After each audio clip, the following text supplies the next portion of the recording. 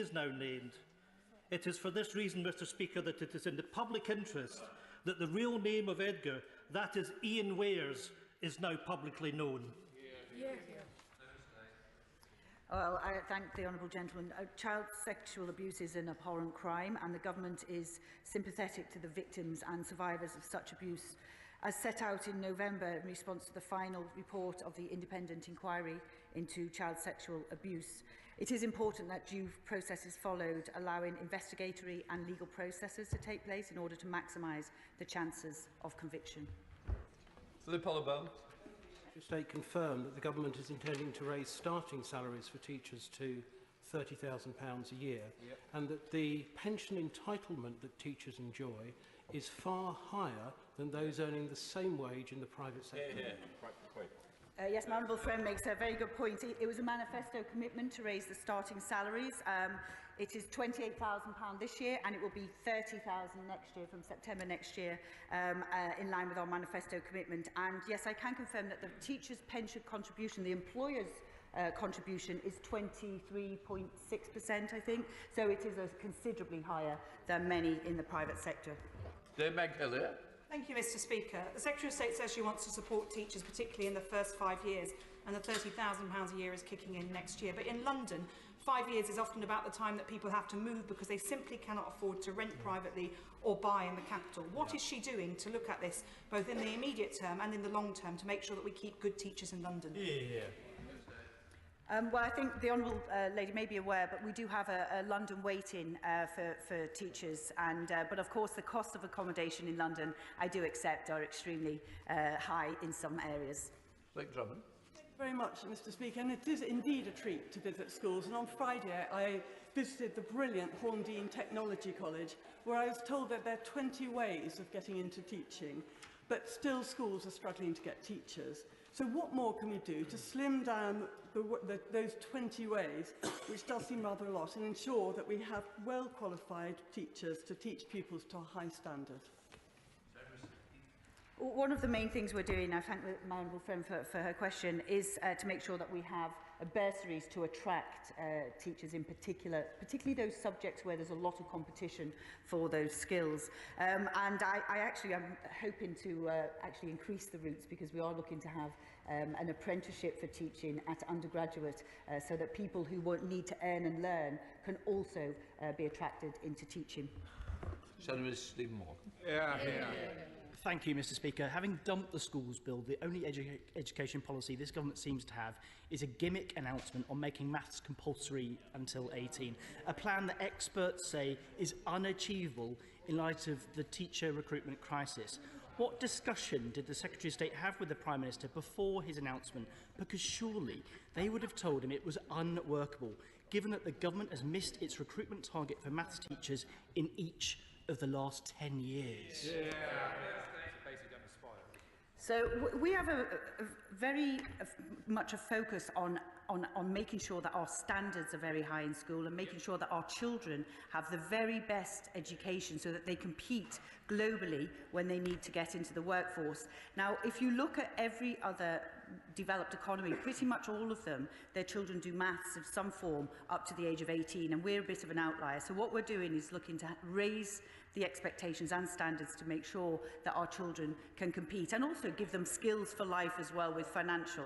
Now, of course, we will work with the sector, and it is a longer term strategy to make sure that we do have enough maths teachers. We do have a number of strategies already in place, because it is always tough to recruit maths teachers, but that's why we have introduced a bursary of up to £27,000 for all maths teachers, and also many science teachers. McCarthy. Question 3, Mr Speaker. With permission, Mr Speaker, I'll answer questions 3 and 10 together.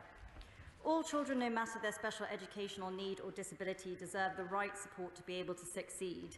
We will be publishing a full response to the SEND AP Green Paper in an improvement plan early this year, and we continue to work closely with children, families and education, healthcare and local government sectors on this very important issue.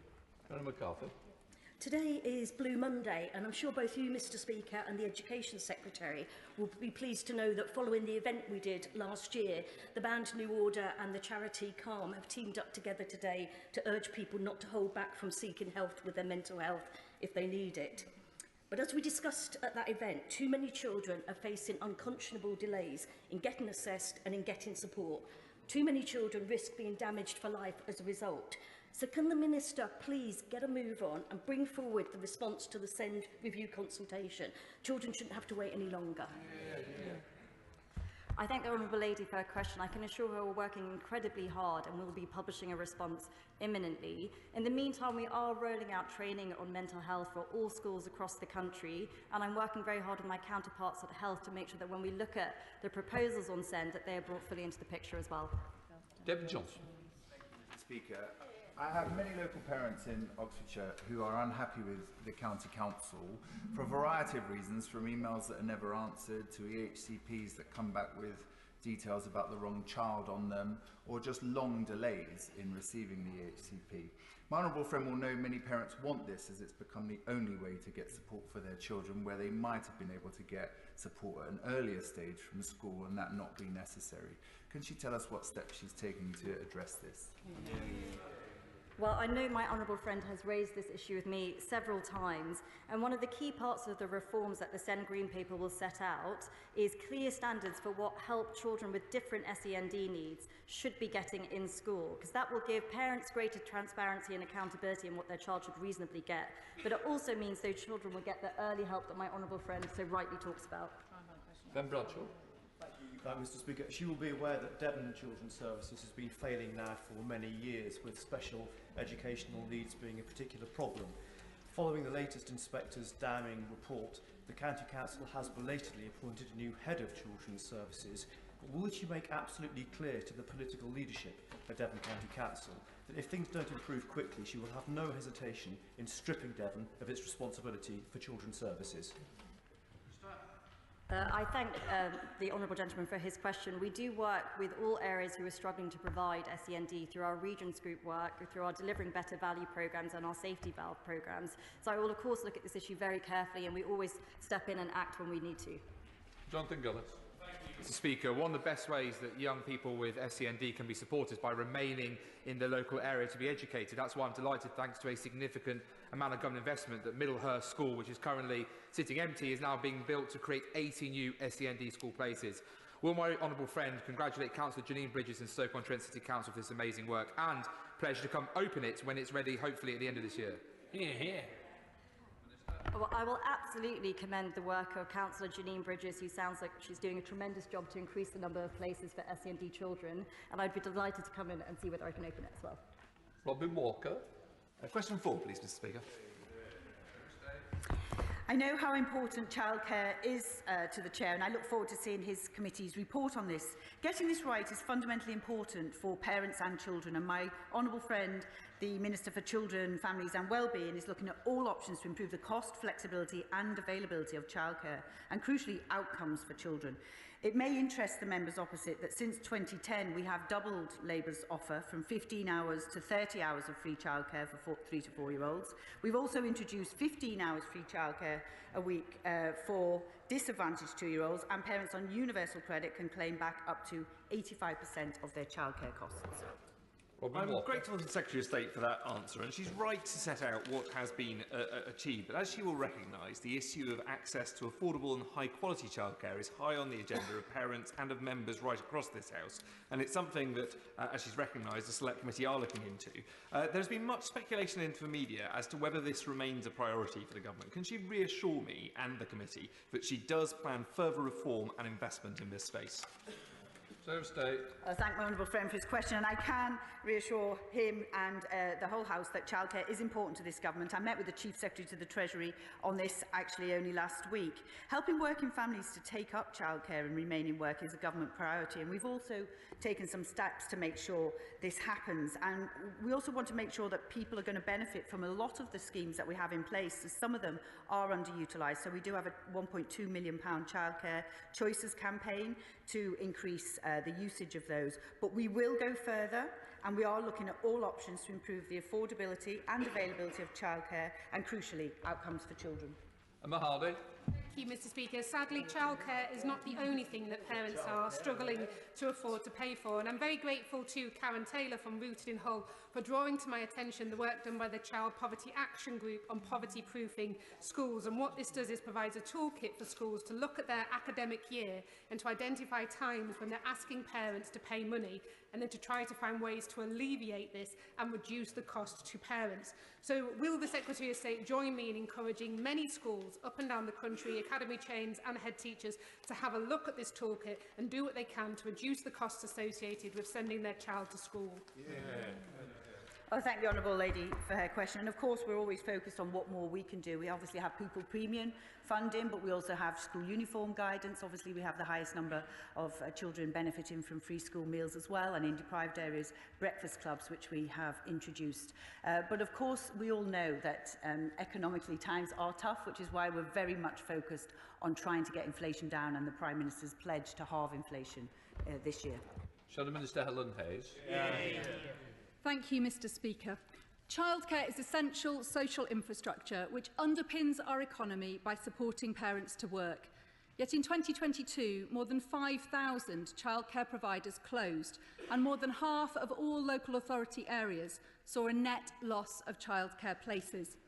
The government has admitted that they pay providers less than it costs them to deliver the so-called free childcare places, and with energy bills and wages going up from April, many more providers are at risk of closure. There is a crisis in our early years sector happening right now. What is the government going to do to stop further childcare providers from closing? Well, I thank the Honourable Lady for a question. Actually, Ofsted data shows that the number of childcare places has remained broadly stable at 1.3 million since August 2015. But at the spending review 2021, we announced additional funding of £160 million in 22-23 and £180 million in 23-24 and £170 million 24-25, and that's compared to the 2021-22 financial year. And this will allow local authorities to increase hourly rates paid to childcare providers. Thank you very much, Mr Speaker. Number 5. We are transforming people's life chances by enabling them to climb the education skills ladder of opportunity. And on the 9th of January this year, we announced that in financial year 2023-24, we will increase funding rates to invest a further £125 million in 16 to 19 education. £18.5 million in 16 to 19 education has been invested in institutions that cover the constituency of Waveney. Thank you very much, Mr Speaker. I'm most grateful to my right honourable friend for that answer. But taking into account both the urgent need to address acute skills shortages in key sectors of the economy and the fact that participation in adult education has fallen from 4.4 million in 2003-2004 to 1.5 million in 2019-2020, it is vital that the capacity of further education is significantly expanded. My right honourable friend, the Chancellor, highlighted the importance of investment in skills in his autumn statement. And I'll be grateful if my right honourable friend could set out the work that has been done to meet this challenge ahead of the spring statement. Well, my honourable friend is an FE champion, and I welcome his question.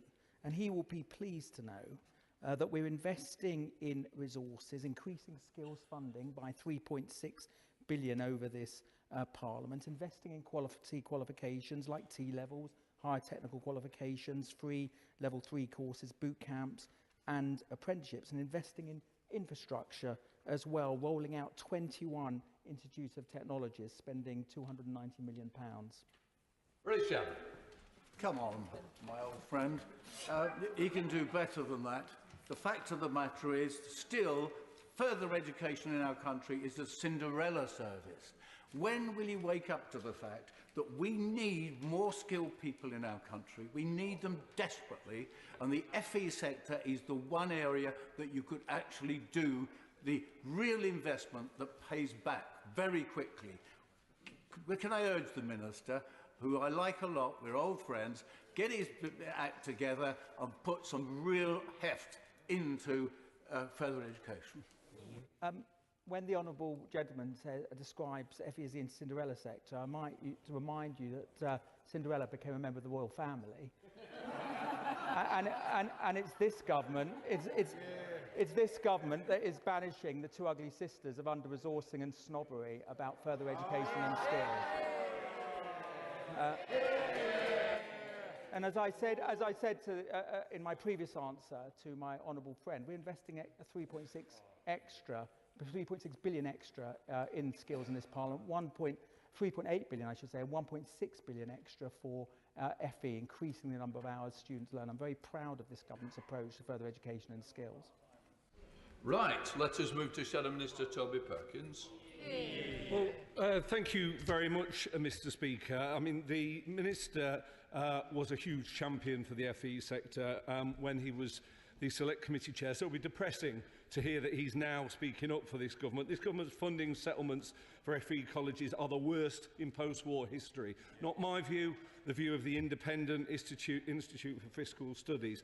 Their analysis exposes that per-student funding fell 14% in real terms between 2010 and 2019. Isn't the reality that after 13 years of this government, it's only the election of a Labour government that will allow our colleges to play the role that we truly need from them?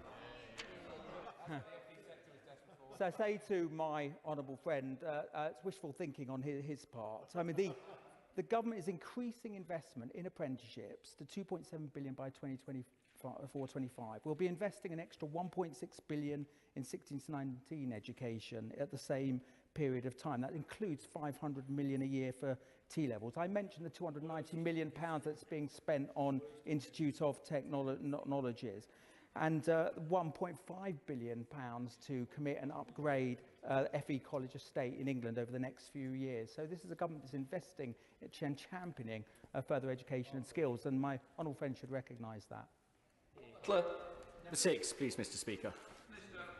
As set out in our Send and Alternative Provision Green Paper published in March, our ambitious alternative provision reforms will equip all children in AP with the right support in the right setting at the right time. Our reforms will enable children with behaviour that present barriers to learning or medical needs to have the support, skills and confidence needed to thrive. Rob Butler. Thank you, Mr Speaker, and I'm grateful to my honourable friend for that answer. Many of the children I've met in the youth justice system have been excluded from mainstream schools and instead sent to alternative provision, where often the standards are very good, but sadly that is far from always the case. Indeed, the Youth Justice Board on which I used to sit said an improvement in standards and practice is needed across alternative provision. So what action is the Minister taking to make sure that alternative provision isn't a dumping ground for difficult pupils that mainstream schools want to exclude, and that by contrast it's high quality teaching and welfare support that is always the case in AP? Minister. I thank my honourable friend. I know he's a passionate believer in youth justice. In fact, I think the first time we met, that's what we were speaking about. And he is right to be concerned about this area. We know there are some great AP settings. Indeed, I was talking to Mark Vickers of Olive Academies recently. But we know that some settings are delivering very poor outcomes for young people. I really am excited about our proposals on AP. I think they will be transformational. I'll be happy to discuss them further with the honourable member. Richard Ford. Thank you, Mr Speaker. Funding for alternative provision for children who are unwell peters out after the age of 16. There was no mention in last November's budget of colleges. I've got a constituent in Devon whose mother I spoke to this morning. The son has been diagnosed with Hodgkin's lymphoma and is unable to get the online tuition that he needs from our local college. So I wonder, when might colleges receive the additional revenue funding so that they might be able to afford the alternative provision for children diagnosed with illnesses like my constituent? So, as part of the reforms that we're setting out, we'll be developing a bespoke national alternative framework that will include looking at standards, looking at sustainable post-16 destinations, and I'd be happy to discuss with the honourable gentleman further once we've published our proposals. Leanne Park. Mr Speaker.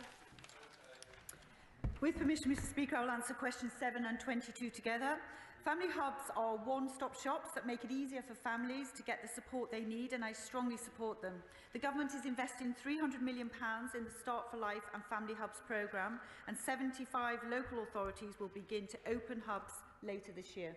Thank you, Mr Speaker. East Sussex County Council submitted an excellent bid for a network of family hubs across East Sussex, and we know that family hubs are a part of the solution to many national and local issues and are vitally needed in many of our local communities now more than ever. In addition to the rollout of family hubs, what steps is my right honourable friend taking to ensure that this fantastic policy has long-term funding to maximise long-term benefits? Hear, hear. I thank my honourable friend for her question, and I strongly agree with my honourable friend. We are funding 75 councils for the current spending review period, and I have no doubt that the excellent work in East Sussex, led by Becky Shaw and her excellent team, and across the country, will make the case for further investment. Miller. Thank you, Mr Speaker. I'm very proud of the work this government is doing with family hubs, early years and start to life. In Wales, each seeking to give babies and young children the very best start to life. In Wales, every community has a Cilch Meithrin, an informal group of mothers, babies and young children. It's a tradition almost in Wales of care within the community. But the more formal support for the early years is more variable across Wales. I wonder, could the Minister tell me what arrangements there are for sharing or exchanging these best practices with the Welsh Government on important areas such as this? I thank the honourable friend for his question. We do have regular meetings actually with all of the devolved authorities, and we do share ideas as well of what we're doing and different policies so that we can learn from each other, and we can, there's no monopoly on good ideas. We're always open to listening and sharing. Mr Speaker, since the publication of the independent review into children's social services, which also will improve the use of family hubs, hundreds of children have been taken into care, while millions of profit have been put out into the private sector. So when is she going to publish the government's delayed response to this review? And will she look at York being a pilot to ensure that we can move this forward quickly? Well, I thank the honourable lady for her question, and I just want to assure that this is work that my honourable friend, the Minister for Children's, Families and Wellbeing, is working very actively on, and it will be published very soon. And I'm sure that my honourable friend will be happy to discuss further how we will roll that out and implement it. Teresa Villiers. Question number 8, Mr Speaker, sir. Maintained nursery schools make an invaluable contribution to improving the lives of disadvantaged children. We're investing an additional £10 million into their supplementary funding from 23-24, taking the total around £70 million, and reforming the distribution of this funding to make it fairer, ensuring all authorities with maintained nursery schools receive supplementary funding. Can I warmly welcome that extra funding, because it means that for the first time, maintained nursery schools in Barnet get a share of this supplementary funding. So will she join me in welcoming this funding, and will she express her strong support for the maintained nursery school sector in the future?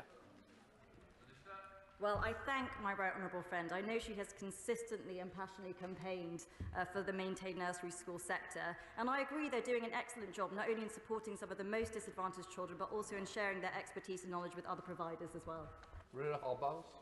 Speaker, in my Bath constituency, Midford Road Nursery was sadly forced to close its doors. The staff shortage is the major reason why they had to close, and many nurseries in Bath face similar problems, and parents struggle to find alternatives. What advice would the Minister give to parents in Bath who struggle to find a nursery?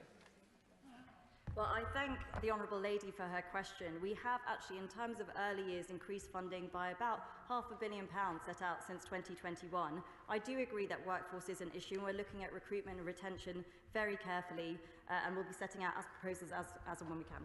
James Wilde. Number 9, please, Mr Speaker. With permission, Mr Speaker, I will answer questions 9 and 15 together. In December, I announced a further 239 schools that will benefit from large-scale rebuilding and refurbishment projects as part of our school rebuilding programme, which will transform 500 schools across the country. I saw the huge impacts our investments having at Camden Court School, where I met Mr Heel, a head teacher, and his students that were very excited at the prospect of their new classrooms and design and tech and science labs. Mr Speaker, as Conservatives, we're not only investing in the next generation's future, but of generations to come. On top of this, we have allocated over £13 billion to improving school buildings since 2015, including £1.8 billion this year. Thank you. I welcome the recent addition of the King Edward VII Academy to the rebuilding programme, following the inclusion of Smithton High School in an earlier round and the new investment that's coming to North West Norfolk. However, can my right honourable friend assure me that given Smithton's Grade 2 star listed status and the complexity that that brings, that the funding for that school is protected, and will ministers meet me to ensure that we get the heritage and other permissions we need as rapidly as possible? I thank the honourable friend for his question. My department is working closely with heritage and planning officers to ensure that we can address the condition of Smithton High as quickly as possible, whilst recognising the listed status of the buildings. We're working on the project with Historic England and the 20th Century Society, and would be very happy to provide the honourable member to meet with him and to provide an update on progress. Sarah Brisley. Mr Speaker, in Hyndburn and Hassenden we received the fantastic news just before Christmas that Hyndburn Academy and Hassenden High School will be included in the next round of the school's rebuilding programme, and I eagerly await the next round so schools in my patch like the Hollins can apply. Can my right honourable friend confirm whether schools rebuilding programme funding can be used in conjunction with other investment for initiatives that not only benefit the school but the wider community as well? Thank my honourable friend for an excellent question. We do encourage schools to play a positive role in their communities, with many choosing to provide access to sports and other facilities. The school rebuilding programme directly commissions projects rather than providing funding to schools, so where feasible we include additional facilities beyond the scope of a project, and if it's funded by the local trust or the local authority. But we are interested in making sure that school facilities do benefit the wider community. Laura Vance. Thank you, Mr Speaker. The Right Honourable Member for Bognor Regis visited Joseph Lecky and that really helped. I had a good meeting with the heads of Joseph Lecky and Bluecoat Academy with my friend, the Honourable Member for Worcester, but they've still lost out. Will the Secretary of State or one of her ministers meet with me and the heads of those two schools to find out why on earth they cannot be successful in getting funding for these vital repairs? I thank the Honourable Lady for her question. Yes, we'd be very happy to meet, and obviously there are some schools that are disappointed that they didn't get access to this funding, but we have now announced 400 schools so far, but there are still another 100 in future rounds as well, but we'd be very happy to meet with her. Vera Wilson. Thank you, Mr Speaker. A Schools Week investigation found at least 40 schools contain so-called aero concrete, and a further 150 need further investigation. Officials described the concrete as life expired and liable to collapse, which is extremely alarming. Now, NHS England says that it will take until 2035 to remove this aero concrete from all our hospitals. Will we be waiting as long as that for our schools as well? I thank the Honourable Lady for her question. The Government published updated guidance on identifying and managing reinforced aerated concrete last year. In March 22, all schools were asked to complete a questionnaire about the knowledge of RAC, its presence in their buildings, and if they have it, how they're managing it. Where the presence of RAC is confirmed, we help with those schools with the appropriate technical support, and we are looking to make sure that we continue that programme. Daniel Koczynski. Question 11, sir. Many schools and colleges already mark Holocaust Memorial Day. I've attended such a remembrance service in Harlow College, and this is all the more important. They work closely with the Holocaust Memorial Trust and the Holocaust Educational Trust, two institutions that the government give support. This is all the more important given that there were 128 incidents of anti-Semitism in our higher education institutions. That's sadly at an all-time high. I'd like to thank my honourable friend for that answer. Can I ask him that in addition to educating children about the horrors of the Holocaust and the Second World War, can we also take the opportunity to educate children about the tremendous courage and bravery and sacrifices of the righteous among nations? Many people on the continent gave up their lives to protect their Jewish friends and neighbours, and one example is a member of my family, Jan Kawczynski, his wife Helena, and their 13-year-old daughter Magdalena, all shot by the Germans for protecting and hiding their Jewish friends and neighbours on their estate in Western Poland.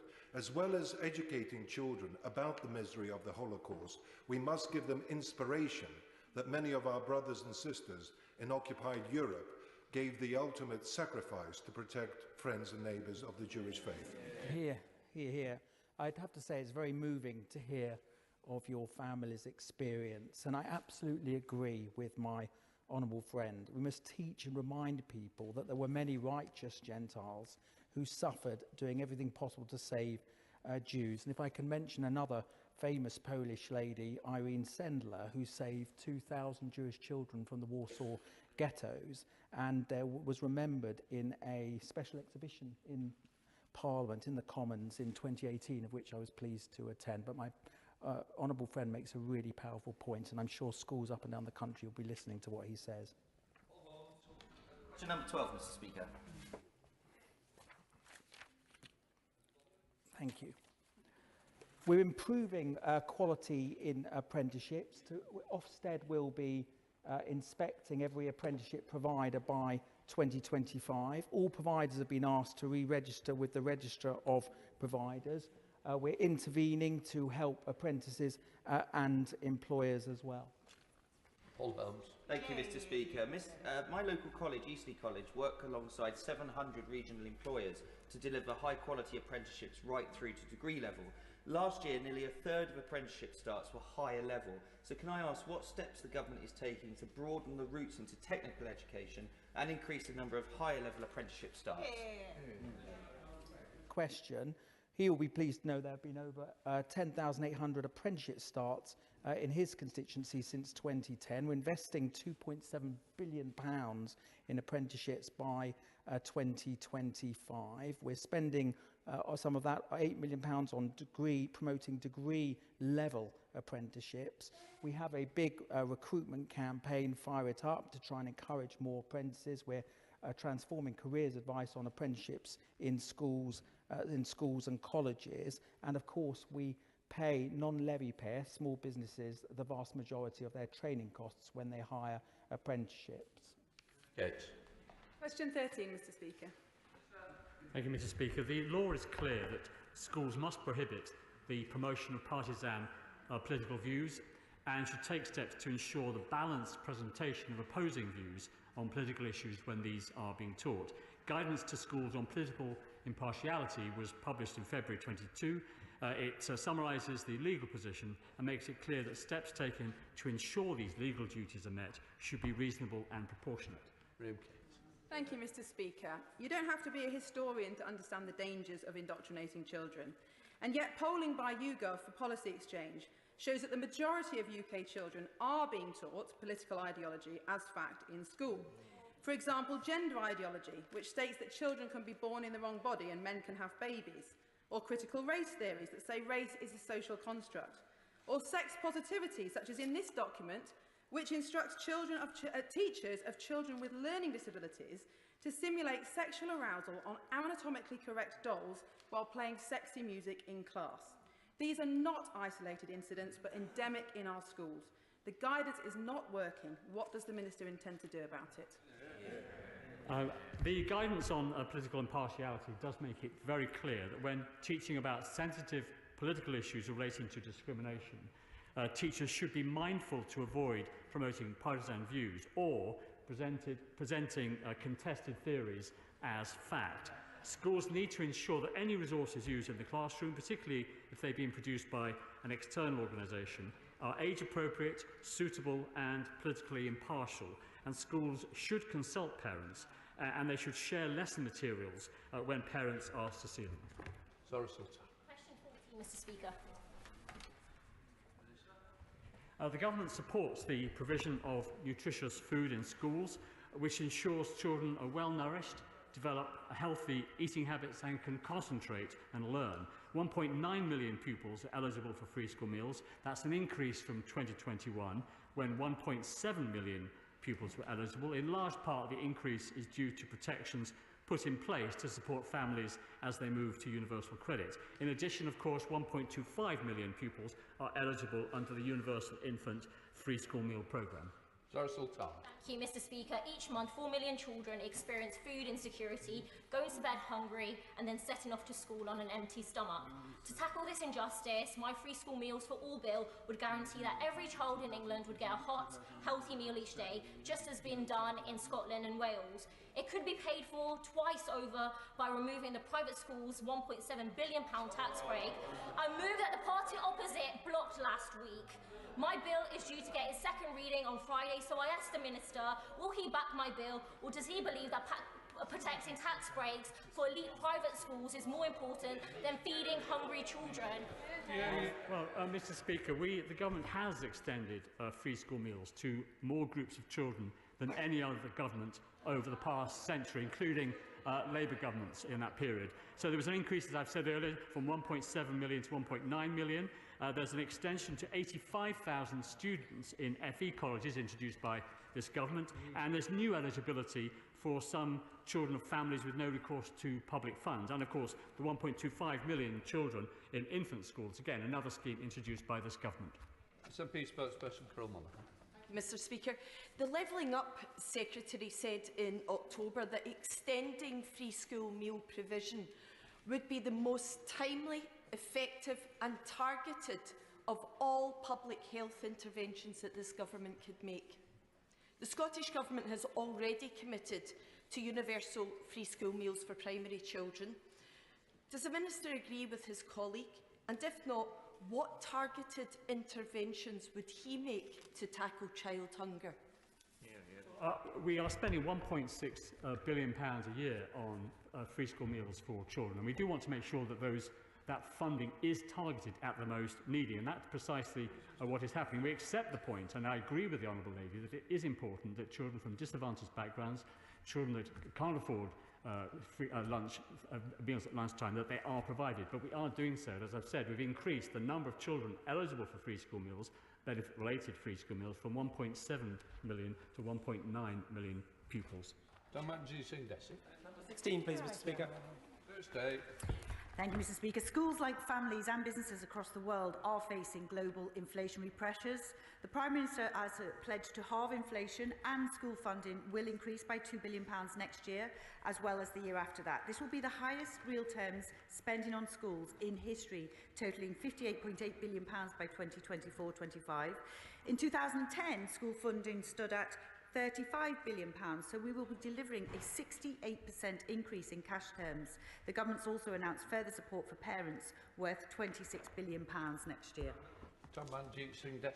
Thank you very much, Mr Speaker. In addition to grave concerns about recruiting and retaining teachers, schools in Slough and across our country continue to struggle with their budgets, with a quarter of primary school senior leaders reporting that they have had to cut outings and trips due to budgetary constraints. So, Secretary of State, how will the government ensure that children do not miss out on these vital opportunities? I thank the Honourable Gentleman for his question. The autumn statement announced a significant additional investment in core schools funding. The core schools budget will increase by £2 billion, as I've just pointed out, in 2023-24 and 24-25. That will be paid into schools' bank accounts in April, so I'm sure that they'll welcome that additional funding. Thank you, Mr Speaker. The Department's own report now reclassifies... 17. Mr Speaker. Thank you, Mr Speaker. 2 schools in Northumberland are prioritised for the school rebuilding programme, including Ringway Primary School in the Honourable Member's constituency. Schools were nominated by local authorities and trusts and selected according to the condition of their buildings following a robust assessment process. This is in addition to the £5.8 million of school condition allocation funding from Northumberland County Council in this financial year. Thank you, Mr Speaker. The Department's own report now reclassifies a risk of school building collapsing as critical, very urgent. And despite the sterling efforts of head teachers and staff to keep school buildings in decent conditions, many children in my constituency are taught in buildings far below the standards they should expect. Can the Minister, despite what he's just said, can the Minister tell the House when adequate funding will be made readily available to bring all schools in my constituency up to scratch? Well, we've allocated £13 billion since 2015 on school building and maintenance. In May 2022, for example, the government announced the outcome of the Condition Improvement Fund bids for 22-23. That will provide £500 million for 1,400 projects at 1,100 schools and sixth forms. The CIF is for individual schools and the groups of schools. In addition, £1.1 billion of school condition allocations was made to local authorities and large groups of academies. We take this issue very seriously. We want to make sure that all our schools are in the best possible condition for pupils to be able to learn. Number 18, Mr. Speaker. My department has made a one-off reallocation of funding to add £15 million to this year's student premium, now worth £276 million. Universities can support disadvantaged students by drawing on the student premium and their own hardship funds. Many universities, like Newcastle and Northumbria, have allocated funds to support disadvantaged students. Newcastle University Students' Union's recent cost of living crisis survey revealed that 41% of students have considered dropping out due to financial pressures. They're trying to balance studying with part and full-time jobs. They're increasingly isolated and exhausted. And the Student Union Food Bank, which is restocked daily, is emptied quickly, the record being within 7 minutes. Now, he knows that his additional hardship fund works out, I think, £10 per student, and they're leaving students £1,500 worse off because of the mismanagement of maintenance loans. So why are you punishing students like that? Of course, I recognise that some students are facing hardships with the cost of living challenges, like many people up and down the country. The £276 million is a lot of money that universities can draw on. As I mentioned, it's an increase of £15 million. Students in private accommodation can get a £400 rebate on their energy bills. We've frozen tuition fees for the past few years, and they'll have been frozen by 2024-25 for 7 years. We've increased maximum loans and grants by 2.8%, and if students' incomes fall below a certain level, they can reapply to get their loans looked at. And I really welcome that Newcastle University has increased the package of support available to students to more than £1.7 million. Thank you, Mr. Speaker. The cost of living crisis we hear is serious for everyone, but for students in particular, they're facing real hardship. As just heard, the independent economists estimate that many students will be up to £1,500 worse off this year. Given the government's current focus on maths, can the Minister explain how his government calculated an increase of just 2.8% in the maintenance loan, following 2.3% this year, when the rolling average inflation rate is running at 9.3%? Well, I say to the honourable gentleman that we have to be fair to students and fair to the taxpayer as well. So we recognise student hardship. That's why we did increase the student premium to £276 million by £15 million. Universities have their own hardship funds. I highlighted the £1.7 million given by Newcastle University. Other universities up and down the country are helping disadvantaged students. And I mentioned that students whose family incomes fall before certain levels can reapply to other student loans companies to get their loans reassessed. Right, we come to Topital's Chum. Thank you, Mr. Speaker. And special educational... Oh, number one, sorry. Tuesday. Mr. Speaker, given this is my first education questions of 2023, I would like to wish you, the House, and all working in our education sector a Happy New Year and share some of what was to come from my department. Later this month, along with my honourable friend, the Children and Families Minister, I will be announcing our comprehensive plans to reform children's social care. Soon after, we will return to bring forward our transformational improvement plans to support children with special educational needs. In February, I hope members will join me in celebrating National Apprenticeship Week. And in April, our schools will have something to celebrate as they will be receiving their funding, which will include the extra £2 billion uplift announced at the Autumn Statement, seeing overall funding rise by 15% in just 2 years. We are investing more in our schools than ever before. By 2024-25, it will be £58.8 billion, the highest real-term spending in history. Thank you, Mr. Speaker. And special educational needs provision in school matters. I have so many parents contacting me because either they can't access it or it's inadequate. One family with 2 neurodiverse children suffering from bullying and self-harming found that their schools SEND policy did not even mention autism or neurodiversity. So this morning the Minister said that the response to the government's review would be published imminently. Can she confirm that that is within the month, and that the clear standards that she measured will be, that she mentioned clear standards, can she confirm they'll be enforced? I thank the Honourable Lady for her question, and it is very important. Special educational needs is something I take very seriously, as does the Minister for Children, Families and Wellbeing.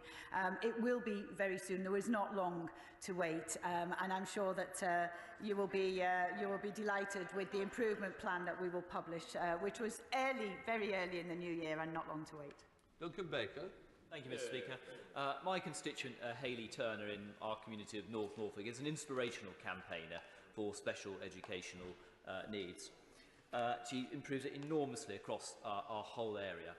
The evidence shows that early diagnosis and indeed autism interventions is paramount to ensure that children get the help that they need, and Hayley now uses her experience to help many others in the community. Can I ask the Minister just what the Government is doing to help with neurodevelopmental services and also to recruit educational specialists? I suggest that you do know it is a topic. We can't just go on and on. We've got to get through for everyone else's sake. So I commend your constituent Hayley for the work that she does. I do think access to educational psychologists is paramount, so you can get that early diagnosis, and we are funding an additional 600, 223, 400 in the year after. Right, let's come to Show Secretary State Bridget Phillips. Thank you, Mr Speaker. The Department for Education has raised the risk of school buildings collapsing to critical very likely. And in December, the Schools Minister undertook to publish the data on these dangerous buildings by the end of the year. Yet parents, staff and pupils are still in the dark. When will the Secretary of State finally publish this data and own up to the extent of her own failure? As we said, I said earlier, we're spending £13 billion on capital funding in the school system since 2015. We take the safety of schools very seriously. As I said, as the Secretary of State said earlier, regarding reinforced autoclaved aerated concrete, we have written to all schools asking them to complete a questionnaire. In terms of publishing the data, the Department has already published summary findings from the condition data collection, and we plan to publish more detailed data shortly. The condition data collections help us to understand the condition of schools, and we will publish as and when the data is ready. Second question. Thank you, Mr Speaker. No answer, even though the Schools Minister said we would see this data last year. Mr Speaker, Conservative members opposite have described their childcare policy as crazy, unnecessarily expensive, and that they should get on with reforming it. Mr Speaker, I agree.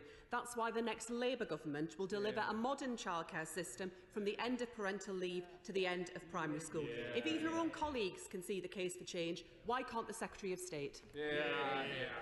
Well, I think the Honourable Lady will find that when Labour were in power for 13 years, they did nothing on this issue. And actually, it was the Conservative government who expanded the 2-year-old offer and the 3- and 4-year-old offer for parents. And I would love to see the costings of her proposals, because I think what she's proposing is yet more pie in the sky for parents. But we take this issue very seriously, and we're very committed to increasing the flexibility and affordability of childcare for parents in this country. Chloe Smith. Mr Speaker, I welcome the Secretary of State's brief update just now on the SEND Green Paper. It's right to get the correct support to families and to young people as early as possible. But the Green Paper was also right to talk about a truly inclusive education system. What progress will the 9,000 young people in Norfolk with education, health and care plans see in 2023? Well, I thank the Honourable Lady, and I hope that the 9,000 children will see progress. Not only have we increased the overall funding by about 50% for SEND since 2019, but we're increasing the number of specialist school places, and in the reforms that we're setting out, we'll be setting out national standards, which I hope will also improve their educational experience. SNP spokesperson Carol Monaghan. Thank you, Mr Speaker. And as a former teacher, I support the right of our teachers to strike and will oppose this government's anti-strike legislation. So does the Secretary of State agree that constructive dialogue with our dedicated teachers is vital, rather than demonising them as Bolsheviks and commies, as one of her colleagues has disgracefully done. Thank the Honourable Lady for a question. I always believe in constructive dialogue. The very first meeting I took as we welcomed in the new year was with all the 4 main teaching unions, and I will also be meeting them again later on this week. Peter Gibson. Thank you, Mr. Speaker. If we are levelling up and trying to recruit and train more teachers in the North East, why on earth has the outstanding Carmel College in my constituency been stripped of its accreditation to train teachers by a tick-box form-filling exercise, destroying 20 years of hard work and leaving the North East worse off? Well, I visited Carmel College. I know what a good school it is. The ITT reforms are a key part of the government's commitment to levelling up and ensuring that high-quality teachers are there for every child. Following an expert review, a robust accreditation process was undertaken to approve 179 providers covering all regions, including the North East. And ICT provision is also expanding through the partnership. Now, I know my honourable friend discussed this with my predecessor, the honourable member for Stoke North, and I'd be happy to meet him again to discuss my honourable friend's concerns.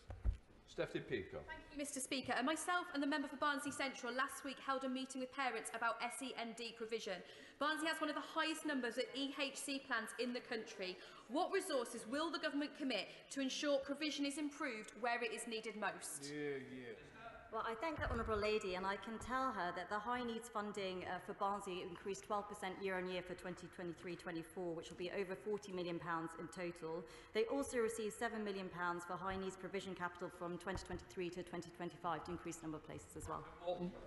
Mr. Speaker, I remind the House of my members' entry. I'm glad to hear that the Children's Social Care Review response from the government is going to come out shortly, and the government has set up an implementation board to progress its findings. Over 80% of children in care are in the care of the independent sector, and yet that implementation board has refused to allow any representative from the independent sector on that board. Why not? Thank my honourable friend for his question. I'm committed to reform in children's social care across all sectors, and my honourable friend, the Minister for Children, Families and Wellbeing, has been working hard in partnership with the National Implementation Board and the wider sector to design a plan for reform that will introduce meaningful change for children and families. It is quite a small group, so we've deliberately kept it small, but I'll ask my honourable friend to take a look and check that it's representative. Speaker, the number of PE teachers has fallen by nearly 3,000 in the last 10 years, and the number of hours of PE taught fallen by 36,000.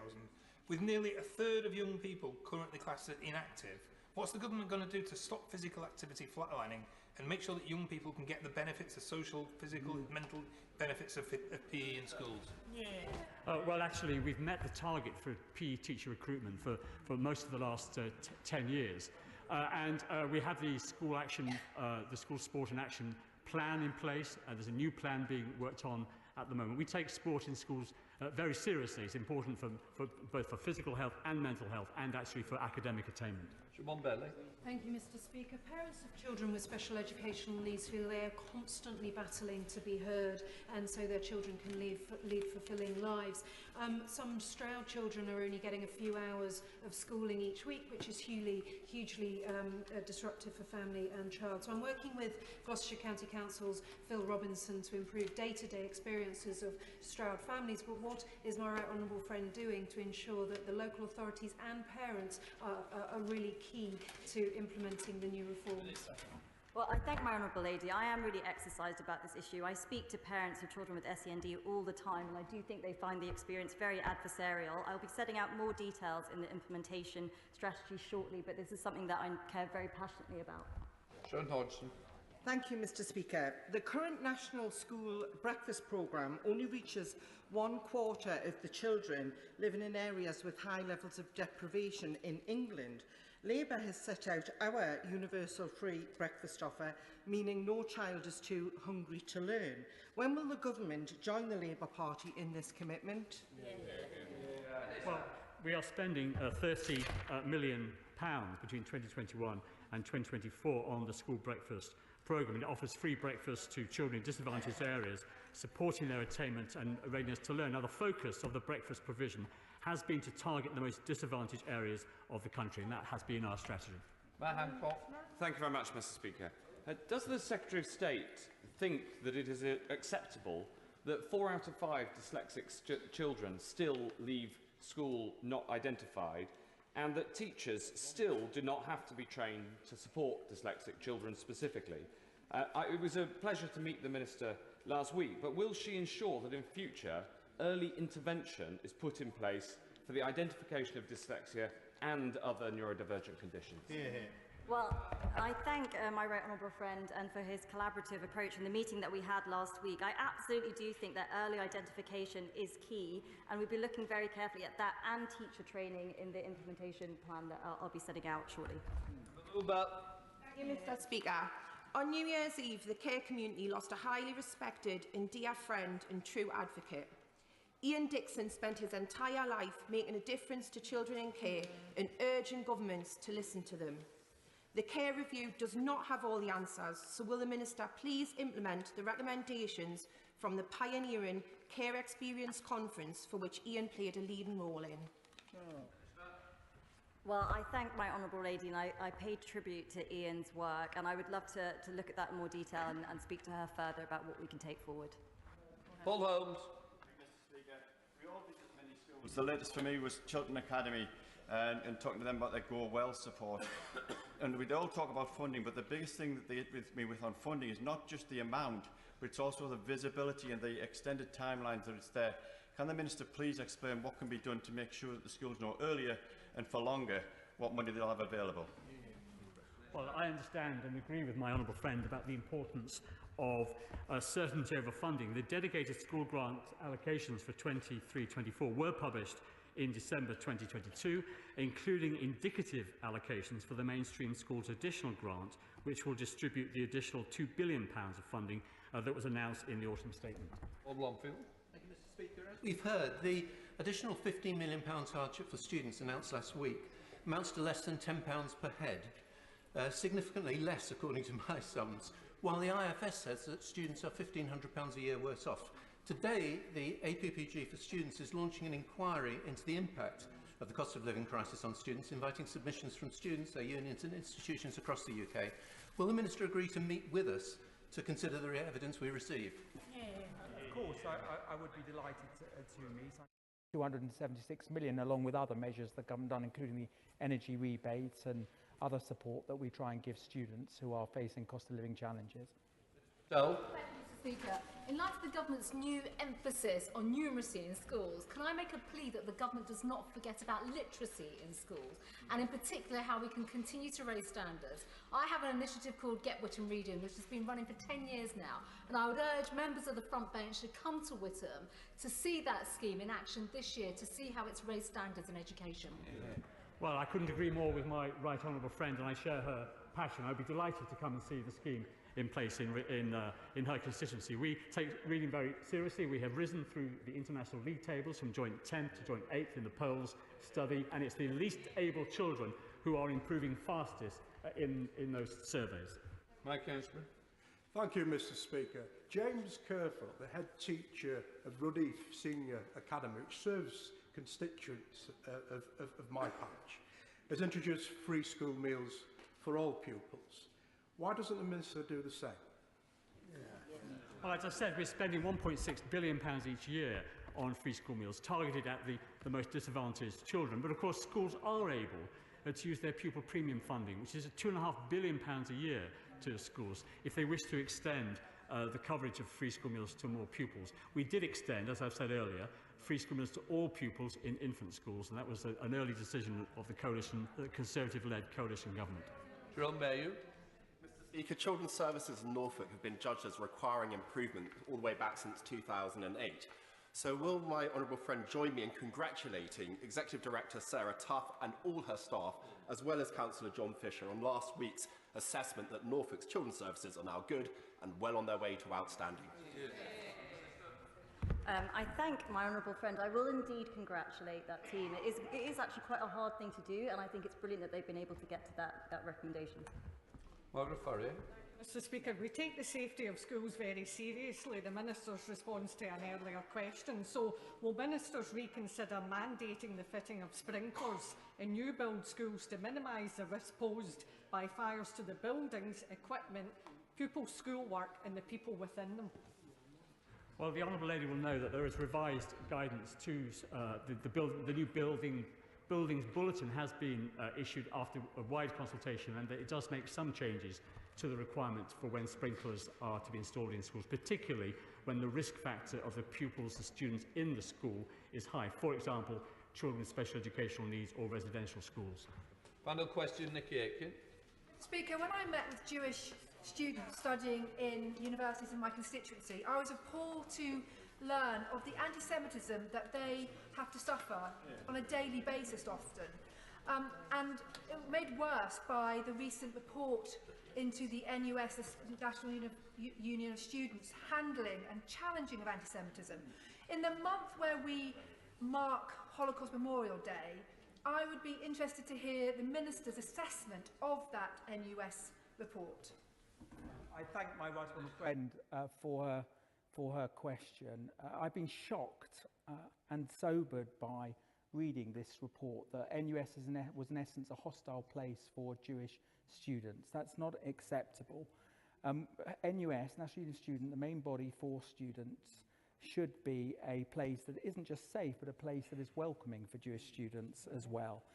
And the proof of the pudding of this report will be in the eating. I expect to see the changes and the recommendations implemented in full, and once that has occurred, then I will re-engage with the National Union of Students. Right, that completes questions. We're now going to go on to the statement. I'll let the House clear.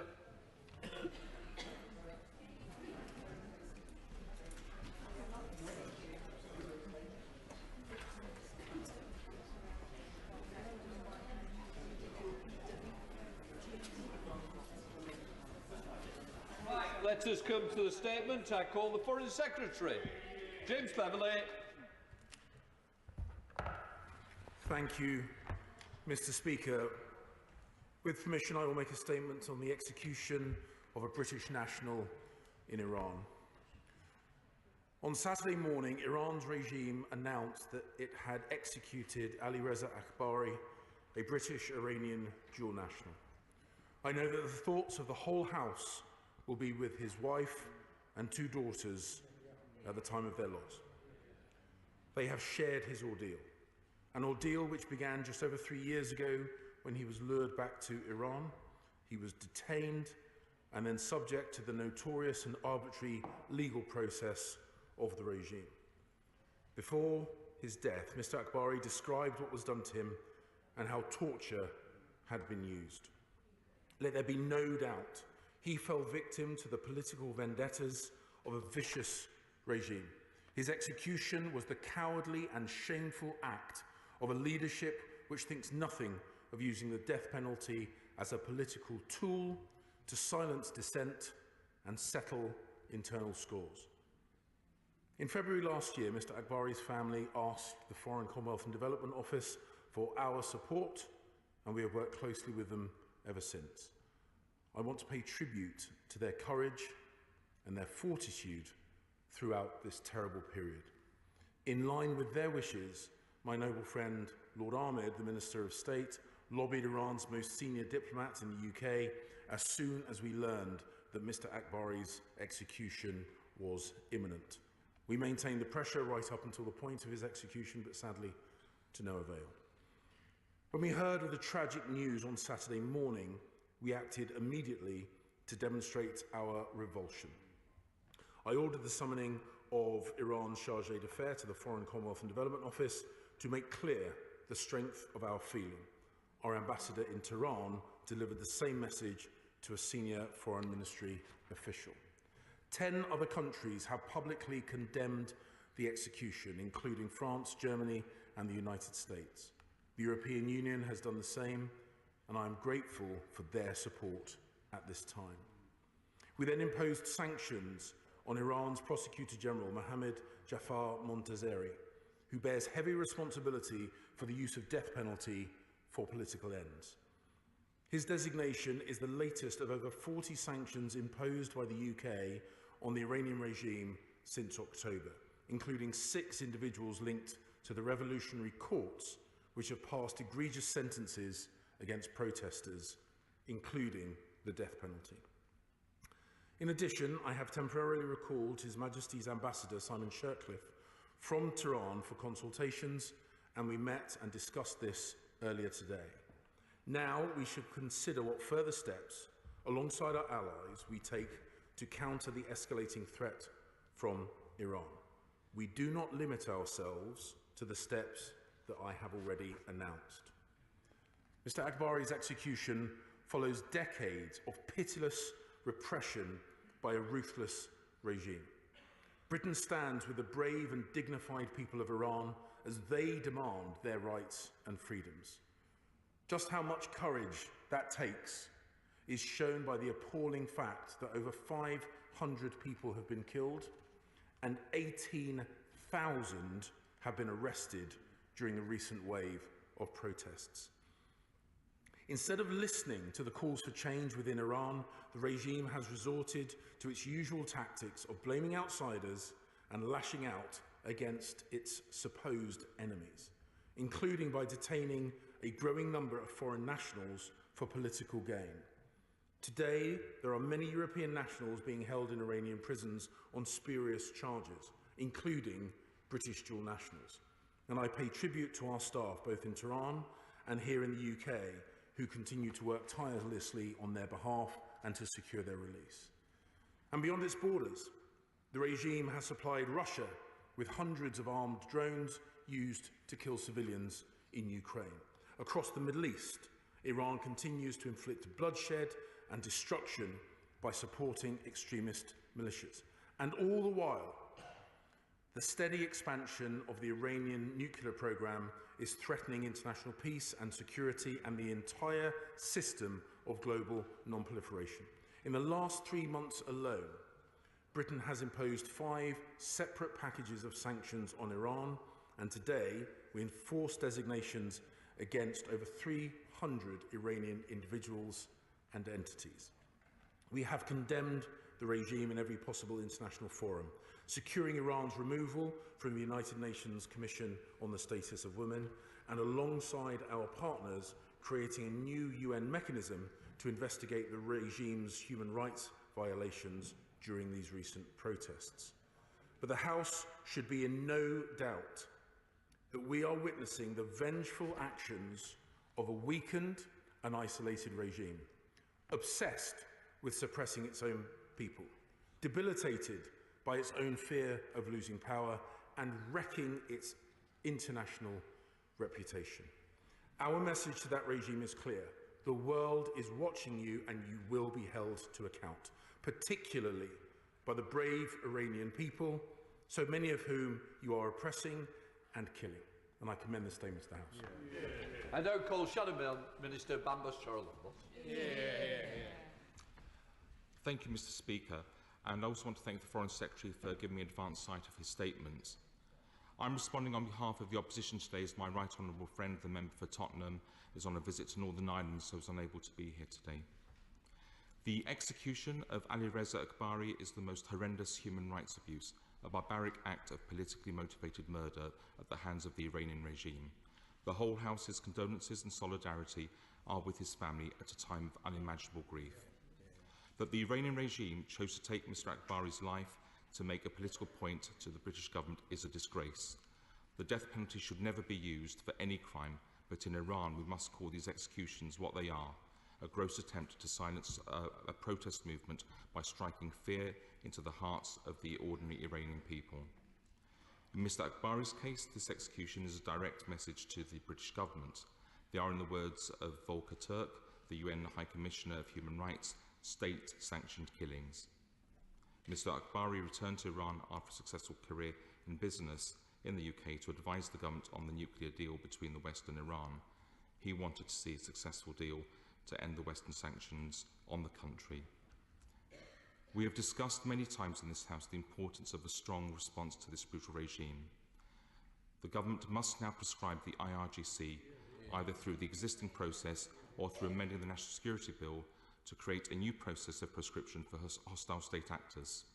The playbook of this regime is to use brutality and violence for its own political ends and its own survival. In his most recent threat update, MI5 Director Ken McCallum referred to 10 kidnap and death plots by the Iranian regime on British soil. When an organisation threatens the lives of British journalists and British Iranian activists in the UK, that organisation is a terrorist organisation. So I'd like to ask the Minister, when will he prescribe this heinous organisation and what actions he will take to protect the lives of British Iranians and in the UK and in Iran? And also, I hear what he said about the condemnation internationally, but what further conversations has he had with international partners to have a coordinated response to condemn and curtail the regime's appalling attack on the lives and human rights of its own people? Thank you. Foreign Secretary. Mr. Speaker, I thank the honourable gentleman's comments on the solidarity that the whole House sends to the family of Mr. Akbari. He will know that the future prescription or sanctions designation of individuals or entities is not something that we speculate about or discuss at the dispatch box. However, he should know that we share the revulsion that he expressed at the dispatch box. As I said, we do not limit ourselves to the actions that we have already announced, and I have spoken with His Majesty's Ambassador for Tehran, and will of course be speaking with other parts of government about what further action that we can take in response to the vile behaviour of the regime, and I can assure him that we speak regularly with our international friends on our collective response to Iran, both in the region and beyond, and we will continue to do so. Chair of the Select Committee, Alicia Cairns. Thank you, Mr. Speaker. The thoughts of the entire Foreign Affairs Committee are with Mr. Akbari's family. From hostage-taking to terrorist plots, assassinations, nuclear extortion, destabilisation of the Middle East and Europe, Iran is a terrorist state and they have weaponised human life. This is the first murder of a dual national since the 1980s, a clear escalation. So I make 4 asks. The House is clear that we do need to prescribe the IRGC. This is a policy decision, not a legal one. Can he confirm that he recognises that to be the case? Secondly, we need to close down the IRGC's operating centres within the UK, for example, that in Maida Vale. These are centres for spreading hostile influence within the UK. Can he also confirm that he will consider reactive sanctions to help the ordinary Iranians for whom no one else will stand up? After every state murder, we should impose sanctions to show that we will give their voice some support. And finally, can he reassure me that he is confident of the safety of our staff in Tehran? Because I remember the stories of my colleagues who were under siege from the Iranian state in the past, and I'm gravely concerned about their safety at this time. Foreign Secretary. Mr. Speaker, my honourable friend and the chair of the Select Committee raises incredibly important points. She knows the long-standing convention about speculating about sanctions and prescriptions, but I absolutely take the points that she has made about ensuring that the response that we take here in the UK, and indeed the response that we take in conjunction with our international partners, sends an incredibly clear message to the regime that these actions are unacceptable and they will be responded to each and every time they take place. With regard to, as I say, the actions that we take domestically here within the UK, and I can assure her that we work closely with our Home Affairs colleagues on our collective response, and I agree with her that the safety of our team in Tehran is incredibly important. I pay tribute to the work that they do in incredibly challenging circumstances, and I also pay tribute to the demonstrations of international solidarity that we regularly receive from other platforms in Tehran. SNP spokesperson Drew Hendry. Thank you, Mr. Speaker, and can I also thank the Foreign Secretary for advance sight of his statement.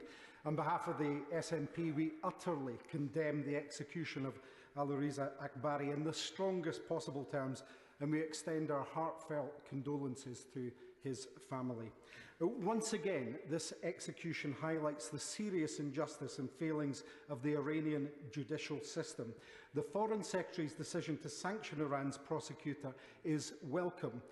However, as we've been calling for many times, I would urge the Foreign Secretary again to go further and to prescribe to take forward the formal prescription of the Islamic Revolutionary Guards Corps as a terrorist organisation. So I ask him again, will he commit to that? We remain deeply concerned about the safety of other arbitrarily detained UK Iranian nationals. Morad Tabaz, held for 5 years, Miran Rauf, held since 2020. Their families just want to see them come home safely. So what is the government doing about making that a reality? And does the Secretary of State know just how many dual UK Iranian nationals are currently detained in Iran, and can he tell us that number? The Foreign Office cannot make the same mistakes it's made in the past to other dual nationals such as Nazanin Zaghari Radcliffe, Anousheh Ashuri and other UK Iranian nationals detained and, as we've heard, sometimes tortured. This shameful execution should serve as an urgent wake-up call, and these people and their families deserve better. What lessons has his government learned, and what are they going to do differently in future to support these people? Foreign Secretary. Mr. Speaker, I can assure the honourable gentleman that we work tirelessly to support the release of British dual nationals held in detention in Iran, and our consular team support the families of those. The work that we do in Tehran, the work that our ambassador and his team do in Tehran is incredibly important. And it is to ensure, their presence there is to ensure that British dual nationals, whether they be in incarceration or not, are supported. And we will continue to work with our international friends and allies to secure the release of those the individuals. With regard to prescription, he does raise an important point. He will have heard the answers I've given to other colleagues, that we do not limit ourselves to the issue, to the responses we have already announced. Dr. Matthew Upton. Thank you, Mr. Speaker. It's a terrible day when we see the execution of a British subject. In response to some broadcast media, that the decision by the Iranian regime to execute this individual came as a response to the repeated calls for prescription of the IRGC in a debate last week. In contrary, broadcast media not only gave an interview with his family, but also broadcast his comments about his torture by this vile regime.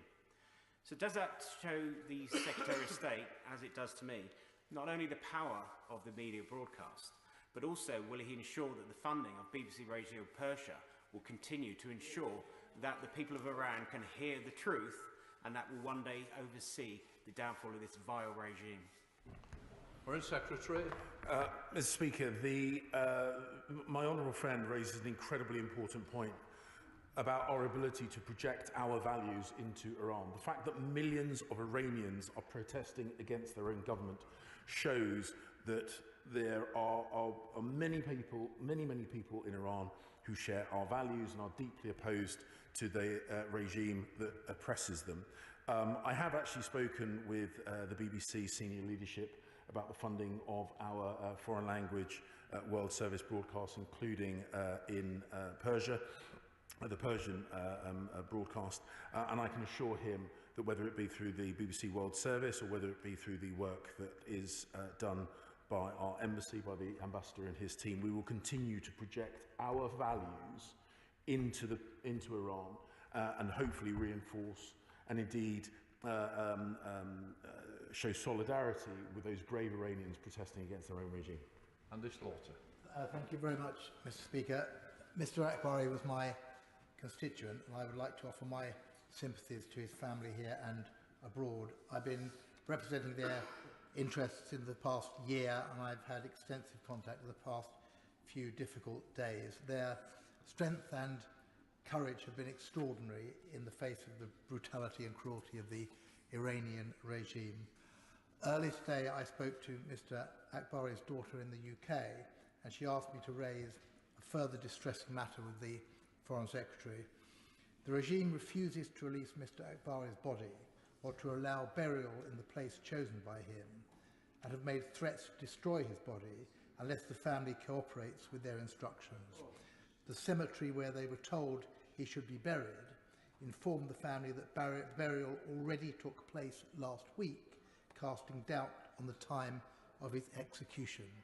Will the Foreign Secretary meet with me and the family in the UK and do what His Majesty's government can to ensure that in death, if not in life, Mr Akbari is treated with dignity and respect. Foreign Secretary. Mr Speaker, the points that the honourable gentleman has just raised, I'm sure fill us all with revulsion. We will continue to support the family in whatever way we can, and he is absolutely right to call upon the regime to treat Mr Akbari in death with the deference and respect that is legitimate. I will follow up on the points he made with our ambassador and communicate our incredible discomfort with the points he's just raised, and as I say, we'll continue to support the family in whichever ways we can. Henry Smith. Thank you, Mr Speaker. My right honourable friend, the Foreign Secretary, spoke very eloquently about the brutal hostility that the regime in Tehran is visiting, not only upon its own citizens, but on Ukraine in terms of its support for Russia and in neighbouring countries in the Middle East as well. And, of course, the execution of a UK passport holder. Does that not now mean we should be proscribing the Iranian Revolutionary Guard and reviewing the UK's involvement in the Iran nuclear agreement? Foreign Secretary. Mr Speaker, my honourable friend raises incredibly important points. We will continue to work with our friends and allies to ensure that Iran never acquires a nuclear weapon. With regard, as I say, to what further action we take, we do not limit ourselves to the announcements we've just made, and part of the reason why I have temporarily recalled His Majesty's Ambassador to Tehran is so that we can discuss cross-government what our further response might be. Thank you, Mr Speaker. Of course, Mr Akbari's judicial murder is particularly poignant for us because he was a dual national, but all the murders that have been committed by the Iranian government over the last few days and weeks prove that they give a new meaning to the term criminal justice system, more criminal than justice. I do worry, however, that the Minister is always very reluctant to talk about further sanctions. Government ministers have invented this rule that they're not allowed to talk about them at the dispatch box just because it's a bit inconvenient for them. Isn't it time we actually had a proper parliamentary process for determining some of these? Because frankly, if it was up to the Foreign Affairs Committee, and I suspect if it was up to this House, we'd have taken action 6 months ago and we wouldn't still be hanging around now. Foreign Secretary. Mr Speaker, the honourable gentleman speaks with great passion on this, and I know he takes personal interest in the use of sanctions, and we have discussed this in terms of my appearances before the Select Committee. I think it's actually important that we maintain a clear distinction between the executive functions and the scrutiny functions, and whilst I understand there is a huge amount of embedded experience within the House, I think the job of government is to government, the job of this House is to scrutinise the government, and that's why that division of labour is important. Vicky Ford. Thank you, Mr Speaker. The execution of Alireza Akbari is a hideous act.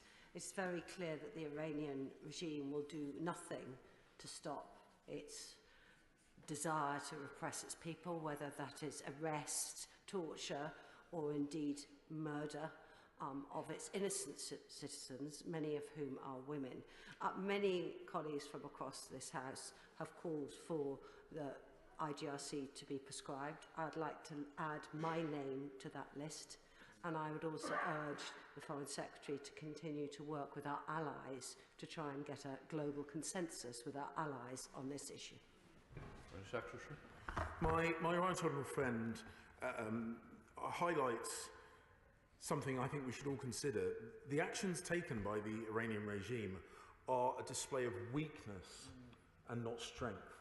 They live in fear of the voices of the Iranian people. That is why the regime is responding so brutally.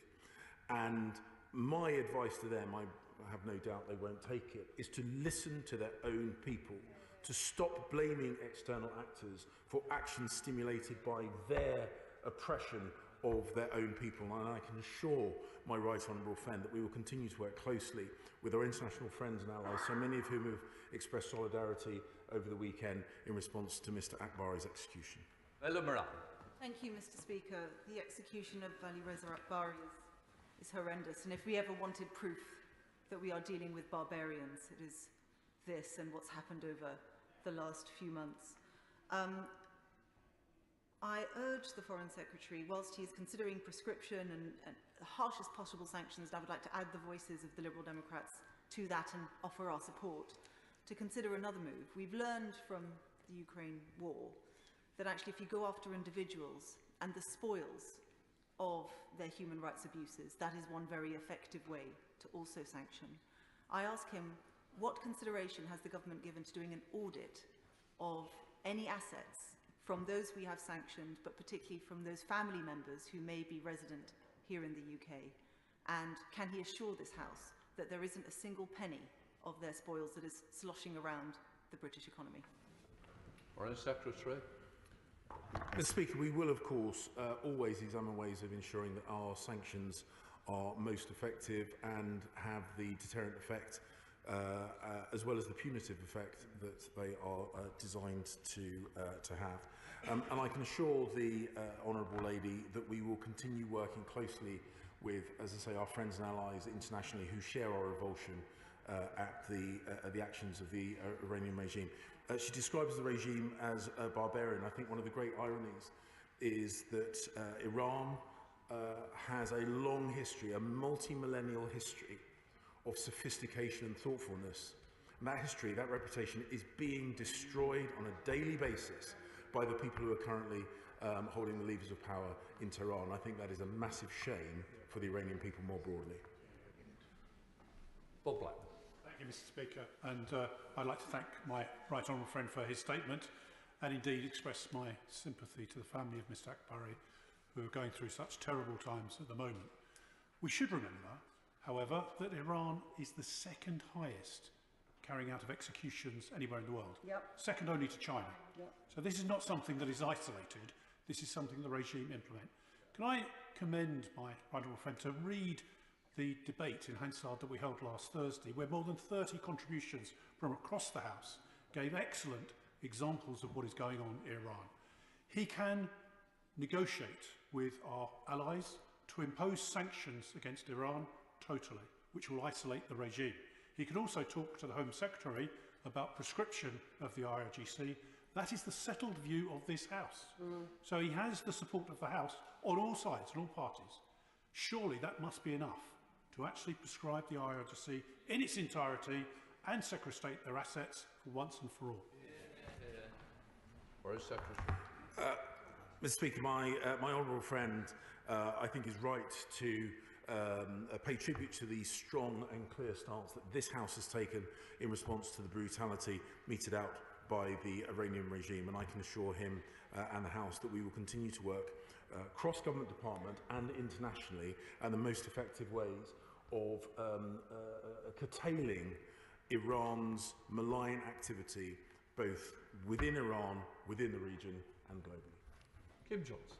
Thank you, Mr. Speaker, and I'd like to send my sincere condolences to the family and loved ones of Mr Akbari.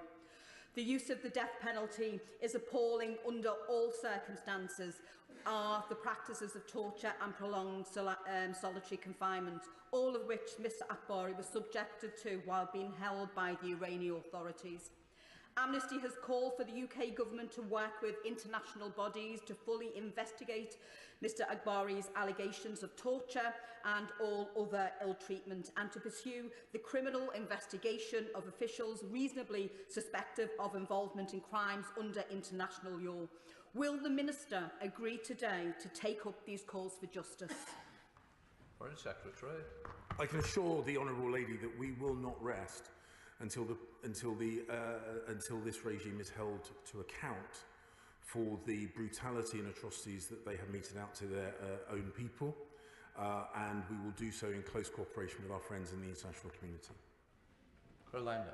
Thank you, Mr. Speaker. Southampton has a significant Anglo-Iranian community, and many of them have made the point to me that this is a regime that can only maintain its position through terror and torture. But they are scared. They are scared for their family members, they are scared for women, they are scared for dual nationals, they are scared for students. And they want to see the prescription of the IRGC and they want me to leave my right honourable friend in no doubt that Anglo-Iranians in this country wish to see our government do more. Foreign Secretary. I can assure the right honourable lady that we will continue working cross-department, across Whitehall, to make sure that those Iranians who have chosen to make the UK their home, those Anglo-Iranians who live here in the UK, feel safe. It is the first duty of government to protect the people within these shores, and I can assure her we take that responsibility incredibly seriously. Hilary Benn. Thank you very much indeed, Mr. Speaker. Can I thank the Foreign Secretary for what he has said about the brutal murder of Mr. Akbari. The sad truth, however, is that the Iranian regime does these things because it can. There are voices who have called for the JCPOA process to be abandoned. I'd be very grateful if the right honourable gentleman could tell the House what his current view is. Can I caution him that in the absence of that, what other means would we have of preventing Iran from acquiring a nuclear weapon, which, given their current behaviour, is surely unthinkable? Mr. Speaker, the right honourable gentleman makes an incredibly important point. We hear calls from Tehran for us to lift sanctions. We remind them that these sanctions are imposed because of their behaviour, whether it be violations of human rights, whether it be brutality against their own people, whether it be the support of militias in the region, or indeed because of their attempts to acquire a nuclear weapon. We will continue to work closely with our international partners in preventing Iran from acquiring a nuclear weapon. Negotiations on the JCPOA have not progressed. The ball is very much in the court of the Iranians, and what I would say very strongly to them is that the world will continue to work in concert and solidarity to prevent them acquiring a nuclear weapon, and if they wish sanctions to be lifted, the regime has to fundamentally change its behaviours. John Whittington. My honourable friend, the member for Hendon, was right to draw attention to the power of the media in exposing what is going on in Iran. But my right honourable friend will be aware of the continuing threats against journalists working for Iran International, whose headquarters in Chiswick is under permanent armed police guard. Will he make clear to the Iranian regime that threats on British soil of this kind against journalists are utterly unacceptable, and will he consider extending the sanctions against anyone in the Iranian regime responsible for making threats against journalists? Foreign Secretary. My right honourable friend echoes the point that the Iranian regime is fearful of criticism, and it is particularly fearful of criticism from within Iran itself and from Iranians internationally. That's why they behave so petulantly and aggressively towards journalists, and that's why we have an incredibly important responsibility to protect those journalists, to support those dissenting voices, and I can give him the assurance on behalf of my colleagues in the Home Office and Security Services that we will continue to support the free expression of those brave Iranian voices that are criticising a regime which currently has a stranglehold around their country. No, yeah, thank you, Mr. Speaker.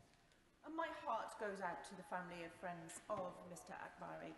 This Iranian regime is using the death penalty as a tool of political repression against courageous protesters. This IRGC regime also threatens, as we've heard, the lives of journalists and British Iranian activists here in the UK. We did see cross-party support here last week for prescribing the IRGC. So I will ask the Secretary of State again, if he will answer this time, will the UK government take action and urgently brand the IRGC as a terrorist organisation? Foreign Secretary. The Honourable Lady is right to raise the need to respond to the actions that have been taken by the Iranian regime. As I say, I've announced an initial set of responses immediately after the execution of Mr Akbari, and as I said to the House, we will work, I will listen, I am consulting with HMA Tehran today, I have done today, and we'll work cross-government to ensure that our response to Iran is robust and deters further actions of this kind. Thank you, Mr Speaker. I thank the Right Honourable Friend for his excellent statement. But can my Right Honourable Friend confirm that he will be discussing the execution of Mr Akbari on his visit to Washington this week, and assure us that he will be seeking to coordinate the strongest response with our allies in response to this latest state-sponsored torture and killing, as well as Iran's escalating human rights abuses against women and wider security threat? Foreign Secretary. I can assure my honourable friend that our response to the Iranian regime in general and the response to this execution in particular will be one of those things that I address with both my American and Canadian counterparts when I visit those two countries later on this week. And I can assure her and indeed the House that those messages of solidarity that we've received from our international partners reflect the strength of feeling that I receive in conversations when I have them about this issue. Mr Speaker, the vile Iranian regime is operating through proxies in this country. My honourable friend for Hampstead and Kilburn and I have been working closely with the police in respect of the Islamic Community Centre in Maida Vale and the weekly counter-protests that are now occurring there. These are causing very real concern in this residential community. Can the Secretary of State tell us what investigations he is carrying out into the operation of these centres and how they can be managed to protect local communities, including the very diverse Muslim communities in that area? Secretary. The Honourable Lady will understand, of course, that actions that happen here in the UK are the responsibility of the Home Office, but I can assure her that my department and that department work closely on these issues, and we will continue to do so in relation to the issue that she's raised. Bring on. Whether or not I sign confession papers, they will kill me. My only wish is to see my daughter one last time. After 10 years, God finally gave us a child. I only got to see her for 18 days before being arrested for protesting. I miss my daughter so much. My only wish is to get to see my daughter one last time before they kill me. Those are the words of Hassan Fairouzi, another citizen who has been condemned to death and who, at the urging of a close Iranian friend in my constituency, I have adopted his case.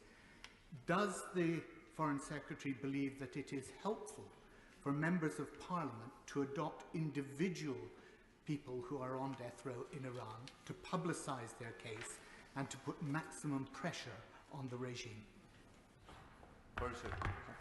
Mr Speaker, I'm genuinely grateful for the honourable gentleman's raising of this particular case. I know the Iranian regime hates it when their actions are called out on the international stage. I have made it clear to the Iranians that if they want the criticism to stop, their behaviour must change. The behaviour at the moment deserves criticism in this chamber and indeed internationally. And I commend all colleagues where they have the opportunity to raise the cases, to demonstrate to the brave Iranians who are standing up against the brutality of their own government that we show solidarity with them. Thank you, Mr Speaker. I add my condolences to others for the family of Mr Akbari at this very sad time, and I cannot see why the Secretary of State is delaying in prescribing the regime in Iran and call on him to do so immediately. But in my human rights city of York, we have serious concern about the use of the death penalty.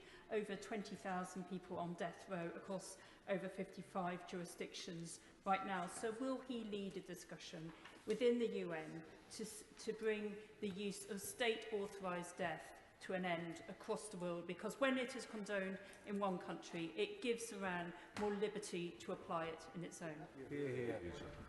Foreign Secretary. The Honourable Lady, I'm sure, will know that the UK opposes death penalty in all respects. We have communicated this internationally, and we have communicated this to the Iranian regime. Our position on this is long-standing. It is principled. It will not change, and we will highlight this opposition to the death penalty whenever we have the opportunity to do so. Margaret Farrell. Thank you, Mr Speaker. I thank the Foreign Secretary for his statement, and I know that Lord Ahmed would have done everything in his power to stop this despicable act. I condemn the execution of Mr Akbari, a British Iranian dual national, and I want to place in record my condolences to his wife and 2 daughters. Does the Foreign Secretary have concerns that ending the talks on the nuclear deal in the face of ongoing turmoil in the country could see Iran speed up its uranium enrichment programme or pull out of the treaty altogether? Where is that? Mr Speaker, the international community, the signatories to the JCPOA, have given the opportunity to the Iranian regime to make changes. They have thus far failed to grasp the opportunity presented to them. We will continue working to prevent them acquiring a nuclear weapon, but the ball ultimately is in their court. If they want sanctions lifted, they have to change, fundamentally change their behaviour. Right, that completes the statement. I'll just let people clear before we start the next one.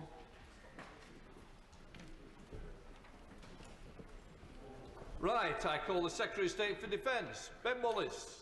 Thank you. Good afternoon, Mr Speaker, and can I just start by apologising for the way the information that is contained in the statement has come out in the media. It doesn't do me any favours, nor does it make my job any easier, so I apologise to Mr Speaker and to the House. It is certainly not my doing, and I think it doesn't help us in furthering the policy. Mr Speaker, it's been a month since I last updated the House on the situation in Ukraine. Over the last 4 weeks, extremely heavy and attritional fighting has continued, especially around the Donetsk Oblast town of Bakhmut and in the less reported on sector of Crimea in Luhansk. Over Christmas, Russia has continued its assault on Ukraine's civilian infrastructure. But no matter how cruel or how much loss of life accompanies it, Russia has singularly failed to break the will of the Ukrainian people or change the policy of its leaders. We continue to closely monitor how Russia's long-range strike campaign will evolve as it eats deeper into the strategic reserves of its own modern missiles. It is notable that Russia are now using the forced labour of convicts to manufacture weaponry. Ukraine, however, continues using its internationally provided long-range artillery to successful effect. Mr Speaker, throughout the war, Russia has managed to lose significant numbers of generals and commanding officers. But last week's announcement that their commander in Ukraine, General Sergei Surovikin, had been unceremoniously bypassed with Chief of the General Staff, General Gerasimov, personally taking over field command is certainly significant. It is the visible tip of an iceberg of factionalism within the Russian command. Putin apparently remains bullish, and with Gerasimov's deference to the president never in doubt, we now would expect a trend back towards a Russian offensive, no matter how much loss of life accompanies it. Mr Speaker, in 2023 there is no loss of momentum from the international community, quite the opposite. President Putin believed the West would get tired, bored and fragment. Ukraine is continuing to fight, and far from fragmenting, the West is accelerating its efforts. The United States has invested approximately $24.2 billion in support for Ukraine since the beginning of Russia's invasion on the 24th of February last year. It has delivered thousands of anti-aircraft and anti-armour systems and has recently stepped up that support, delivering Patriot air defence battery munitions and 45 refurbished T-72 Bravo tanks, as well as donating 50 Bradley infantry fighting vehicles to assist with the counter-offensive. We also welcome the decision of the French government to provide Ukraine with the AMX-10 light, highly mobile tank. And this has been used very recently in reconnaissance missions by the French army and was deployed as recently as a Barkhane mission in West Africa. Mr Speaker, important as these contributions are in and of themselves, what matters more is they represent part of an international effort that collectively conveys a force multiplier effect. None of this is happening unilaterally. No one is doing this on their own. Soon I shall be announcing the first round of bids to the joint-chaired Danish-UK International Fund for Ukraine, and I'm grateful for Sweden over the festive period for adding to the pot of money donated. That now includes Sweden, Denmark, Norway, Netherlands, Iceland, Lithuania, and others have donated to that fund. Meanwhile, Russia, isolated without such support, has now lost over 1,600 main battle tanks in Ukraine since the start of the invasion. But if we're to continue helping Ukraine seize the upper hand in the next phase of conflict, we must accelerate our collective efforts diplomatically, economically, and militarily to keep the pressure on Putin. In December, I told the House that I was developing options to respond to Russia's continued aggression in a calibrated and determined manner. Today, I can announce the most significant package of combat power to date to accelerate Ukrainian success.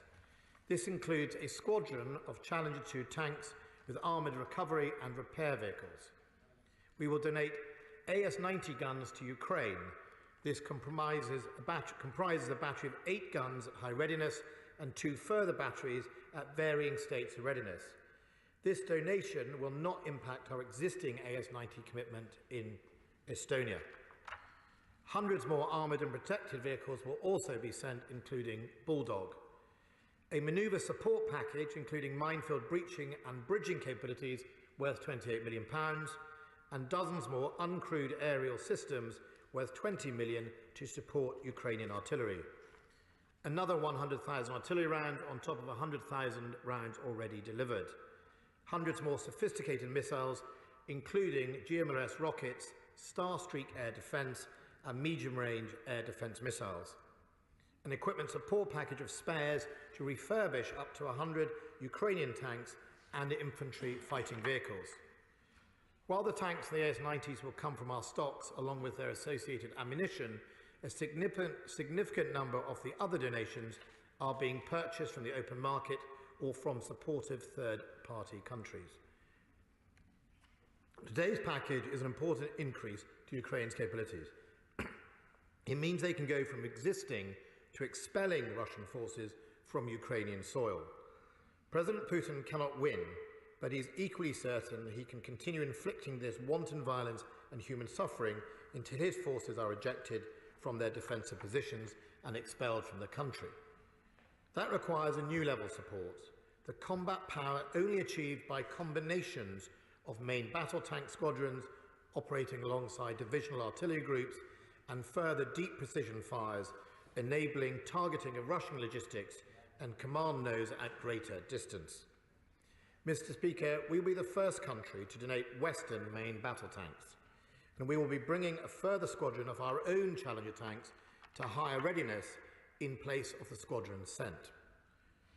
Even as we gift Challenger 2 tanks, I shall at the same time be reviewing the number of Challenger 3 conversions to consider whether the lessons of Ukraine suggest that we need a larger tank fleet.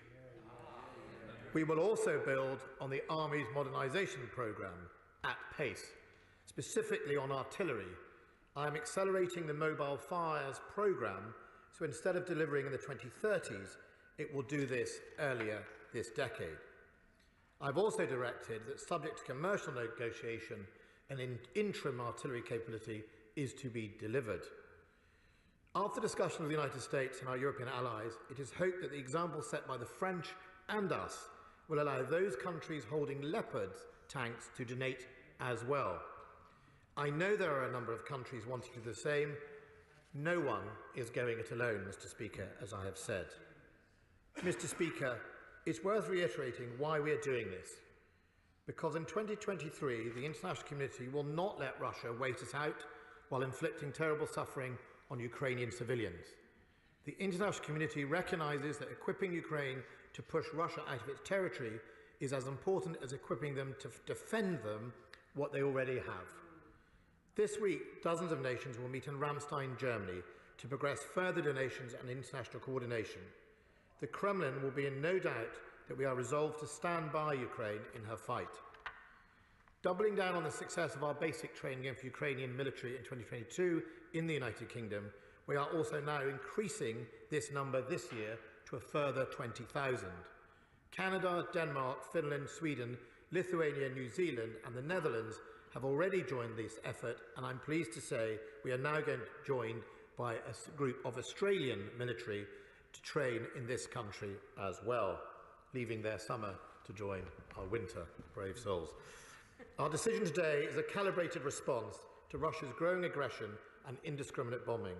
The Kremlin must recognise that it is their behaviour that is solidifying the international resolve, and that despite the propaganda, Ukraine and her partners are focused on the defence of Ukraine. None of the international support is an attack on Russia or NATO-orchestrated aggression, let alone a proxy war. At its heart, it is about helping Ukraine defend itself, upholding international law and restoring that country's sovereignty. We believe that in 2023, increased supplies, improved training and strengthening diplomatic resolve will enable Ukraine to be successful against Russia's poorly led and now badly equipped armed forces. From the outset, President Putin believed his forces would be welcomed with open arms, that Ukrainians wouldn't fight and that Western support would crumble. He has been proved wrong on all counts.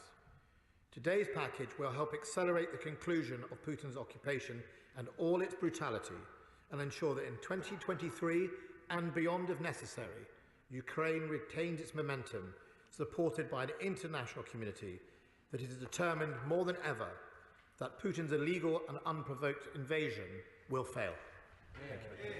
Senate Secretary of State John Healey. Thank you, Mr. Speaker. I welcome the Defence Secretary's statement and thank him for advance sight of it. 2023 will indeed be the decisive year in this war in Ukraine, and the most decisive moment is now.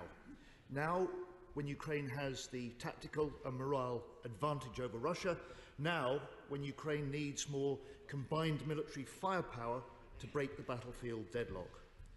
As the NATO Secretary-General said yesterday, it is important that we provide Ukraine with the weapons it needs to win.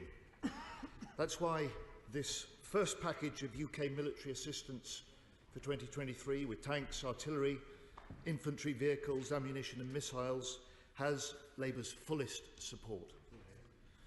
Challenger 2 is a world-class tank, and it can help Ukraine retake lost ground and limit the cost in Ukrainian lives. So we're now sending 14. How many tanks does Ukraine need for a successful counter-offensive? Are the 14 Challengers currently in active service or in storage? When will they be delivered into the field in Ukraine? What combat engineering vehicles will be delivered to support these tanks? Will any UK forces personnel be deployed into Ukraine with these vehicles?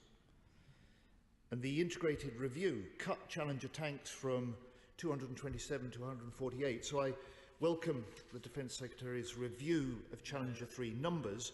When will he announce the results of this review, and is he reviewing other army cuts? Now, Mr. Speaker, the Armed Forces Minister told me in a parliamentary answer last week that Challenger 2 training takes 33 days for gunners, 46 days for drivers and 85 days for crew commanders. The Defence Secretary made no mention this afternoon of Challenger training. Will the UK provide training alongside the tanks, and how long will the training for Ukrainian troops be? Mr. Speaker, President Zelensky has confirmed the wider importance of this UK military package, saying at the weekend, this will not only strengthen us on the battlefield, he said, but also send the right signal to other partners. And the Defence Secretary today said he hopes that this UK military aid will help unlock more coordinated support from other nations. So I, like him, welcome similar moves already announced by other NATO nations in recent days, particularly the US and France. But can I ask him, how many of the 14 Leopard-using nations may provide these tanks now to Ukraine? What more does he expect from allies at the Ramstein meeting on Friday? And it's been 5 months now since he announced the international fund. When indeed will allocations be made?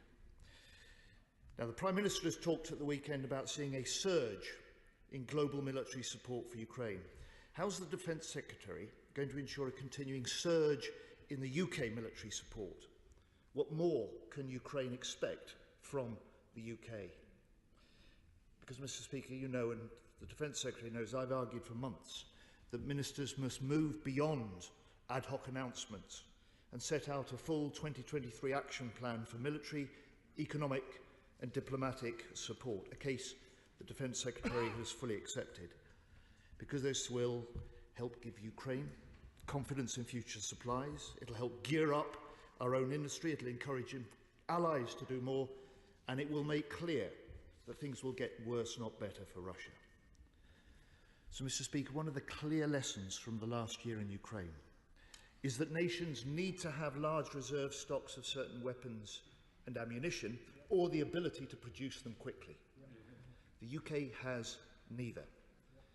And we are still moving too slowly to replace the weapons donated to Ukraine or find new wartime ways of making weapons more rapidly and more cheaply. Now, there was no mention in the Secretary of State's statement this afternoon about replenishing UK stockpiles or a new industry plan. Can he update the House on the action he's taking? And finally, Mr. Speaker, and importantly, he said today's military package means Ukraine can go from resisting to expelling Russian forces from Ukrainian soil. Will he confirm that this now is the UK's strategic aim for Ukraine? Secretary of State. Thank you, Mr. Speaker, and if you indulge me, there are lots of questions and I will do my best to answer them all. I'm grateful to the Right Honourable Member and for his party's support, which, as he said, has been ongoing and enduring throughout this whole process, and I believe it's what allows the UK to be prominent in standing tall for international human rights and defending Ukraine. He asks, the Right Honourable Member asks what level of support Ukraine will need, such as in scale, and if he will indulge me, I can't be too specific, otherwise I don't want to set out to our Russian government exactly the inadequacies or strengths of the Ukrainian armed forces. But it is safe to say that the Ukrainians will require an ongoing commitment that grows to the size of divisions in its armed forces, but also in the last, obviously, year nearly, what we have seen is Ukraine grow its own army to have significantly hundreds of thousands of men and women under arms, now equipped not only with Western equipment, but also captured or refurbished former Soviet or Russian equipment. The Polish government themselves have donated over 200 T-72 tanks, for example. So the key here for all of us is that in the next phase, to make sure we help them train and combine all of those weapon systems in a way that can deliver a combined arms effect in a mobile manner to deliver an offensive that is required, or offences that are required to achieve the goal of expelling. And I'll come to his final point in that it is the UK's government position that Putin's invasion fails and that Ukraine restores its sovereign territory, and we will do all we can do to help achieve that, and that is this package is part of that. And if I was to say that obviously the challenges should be viewed alongside the 50 Bradleys from the United States, that those are the ingredients effectively for a battle group with divisional level fires of either AS-90s or other 155 howitzers.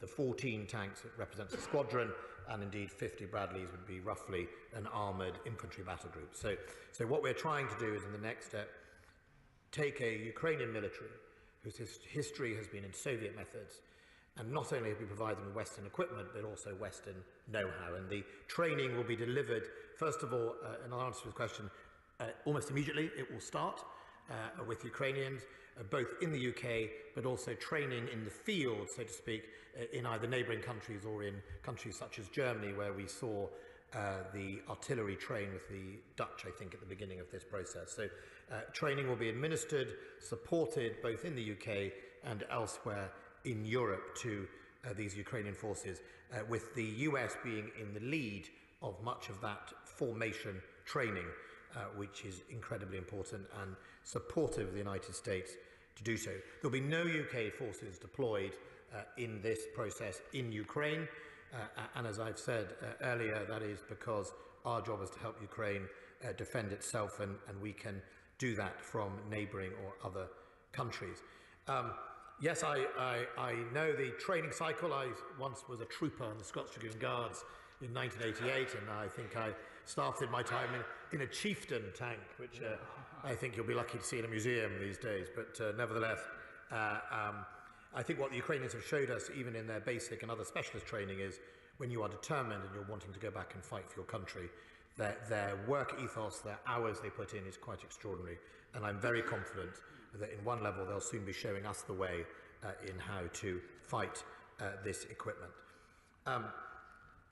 He references one of the army cuts. Look, I've come to this dispatch on numerous occasions and admitted how woeful our army's equipment programmes have been in the past and how behind and out of date they have been, which is why we've committed over £24 billion of investment into their equipment, the army's equipment alone, over the next 10 years.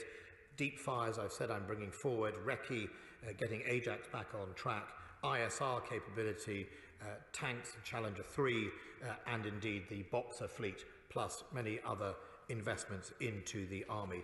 It is incredibly important.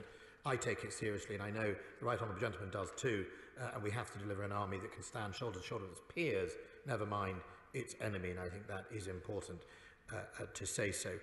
On the area of the Leopard coalition, I think as they're calling themselves, it has been reported that obviously Poland is very keen to donate some Leopard, as is Finland, who have expressed.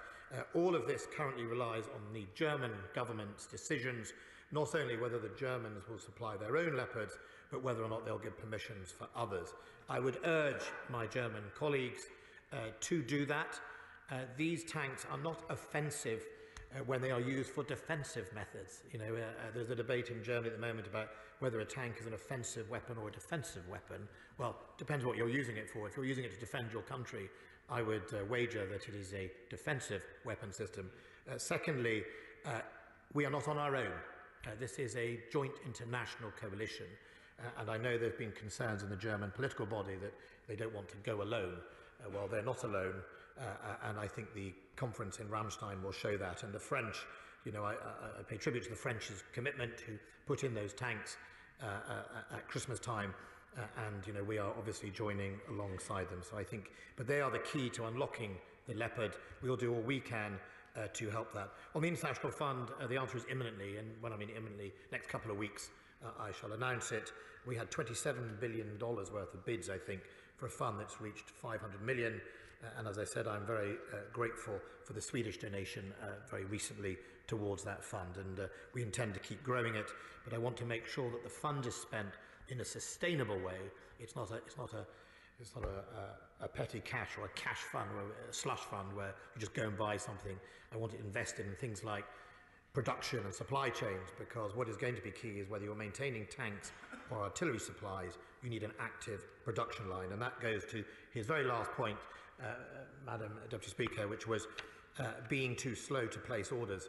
One of the reasons it has taken time to place orders, as he knows, is there is no supply chain sometimes, and you have to wait for the supply chain to be either reinvested in or redeveloped or indeed found again, new suppliers, before you'll even get a price for the taxpayer or indeed a contract delivered. And that's what happened with the N-Law.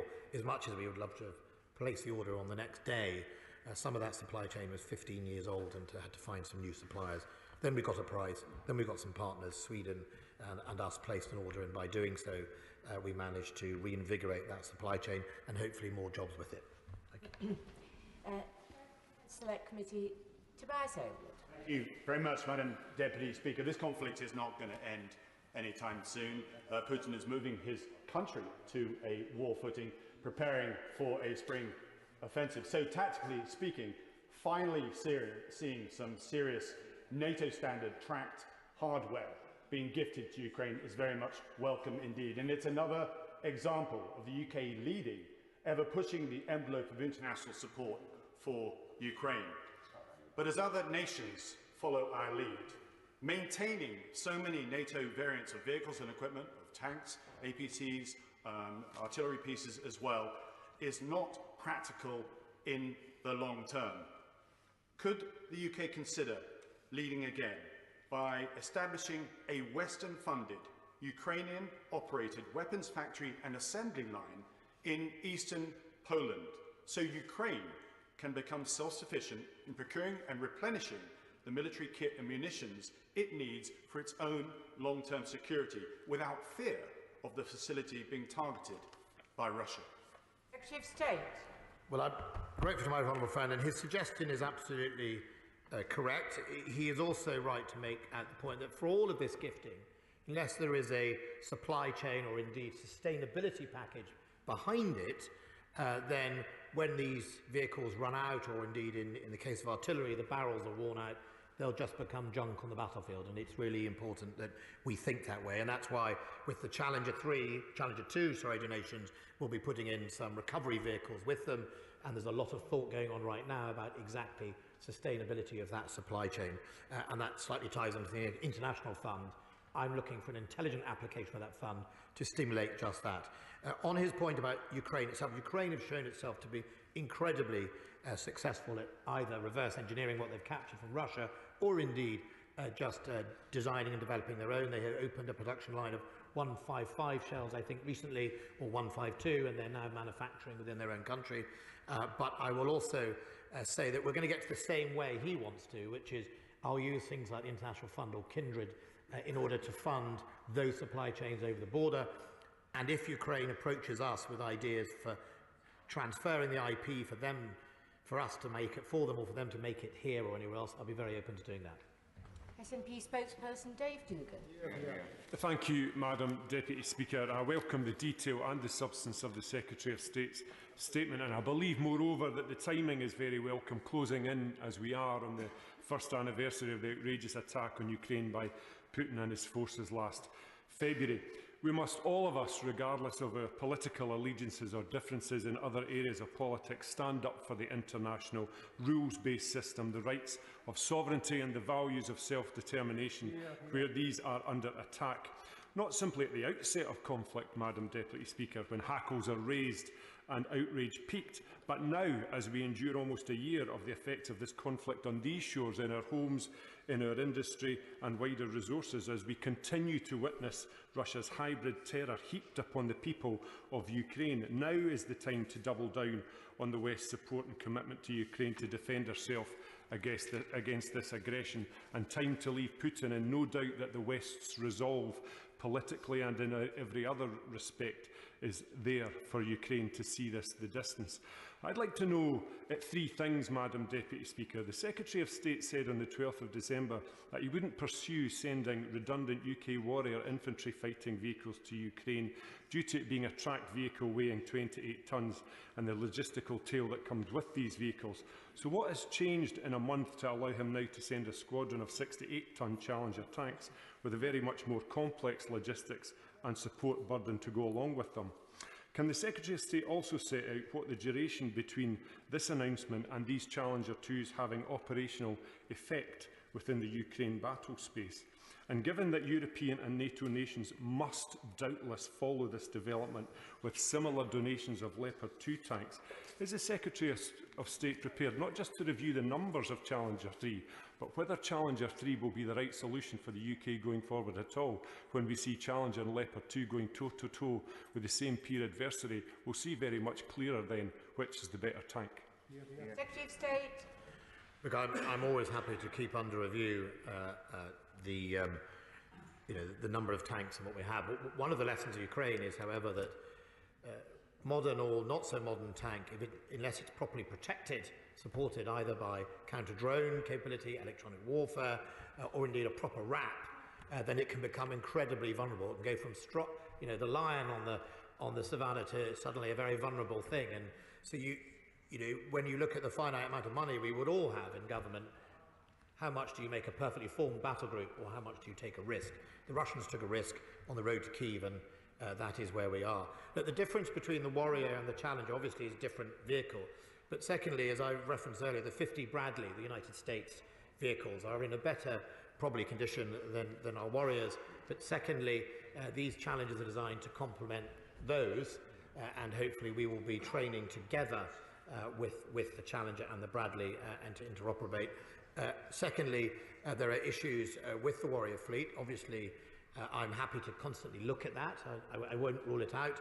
But for now, taking 12 tanks as opposed to what would probably have to be 40 on Warrior to make it a sort of company-sized level, I think I would prefer to focus on the AS-90s and indeed the Challenger tanks to make that difference. Sir Ian Duncan-Smith.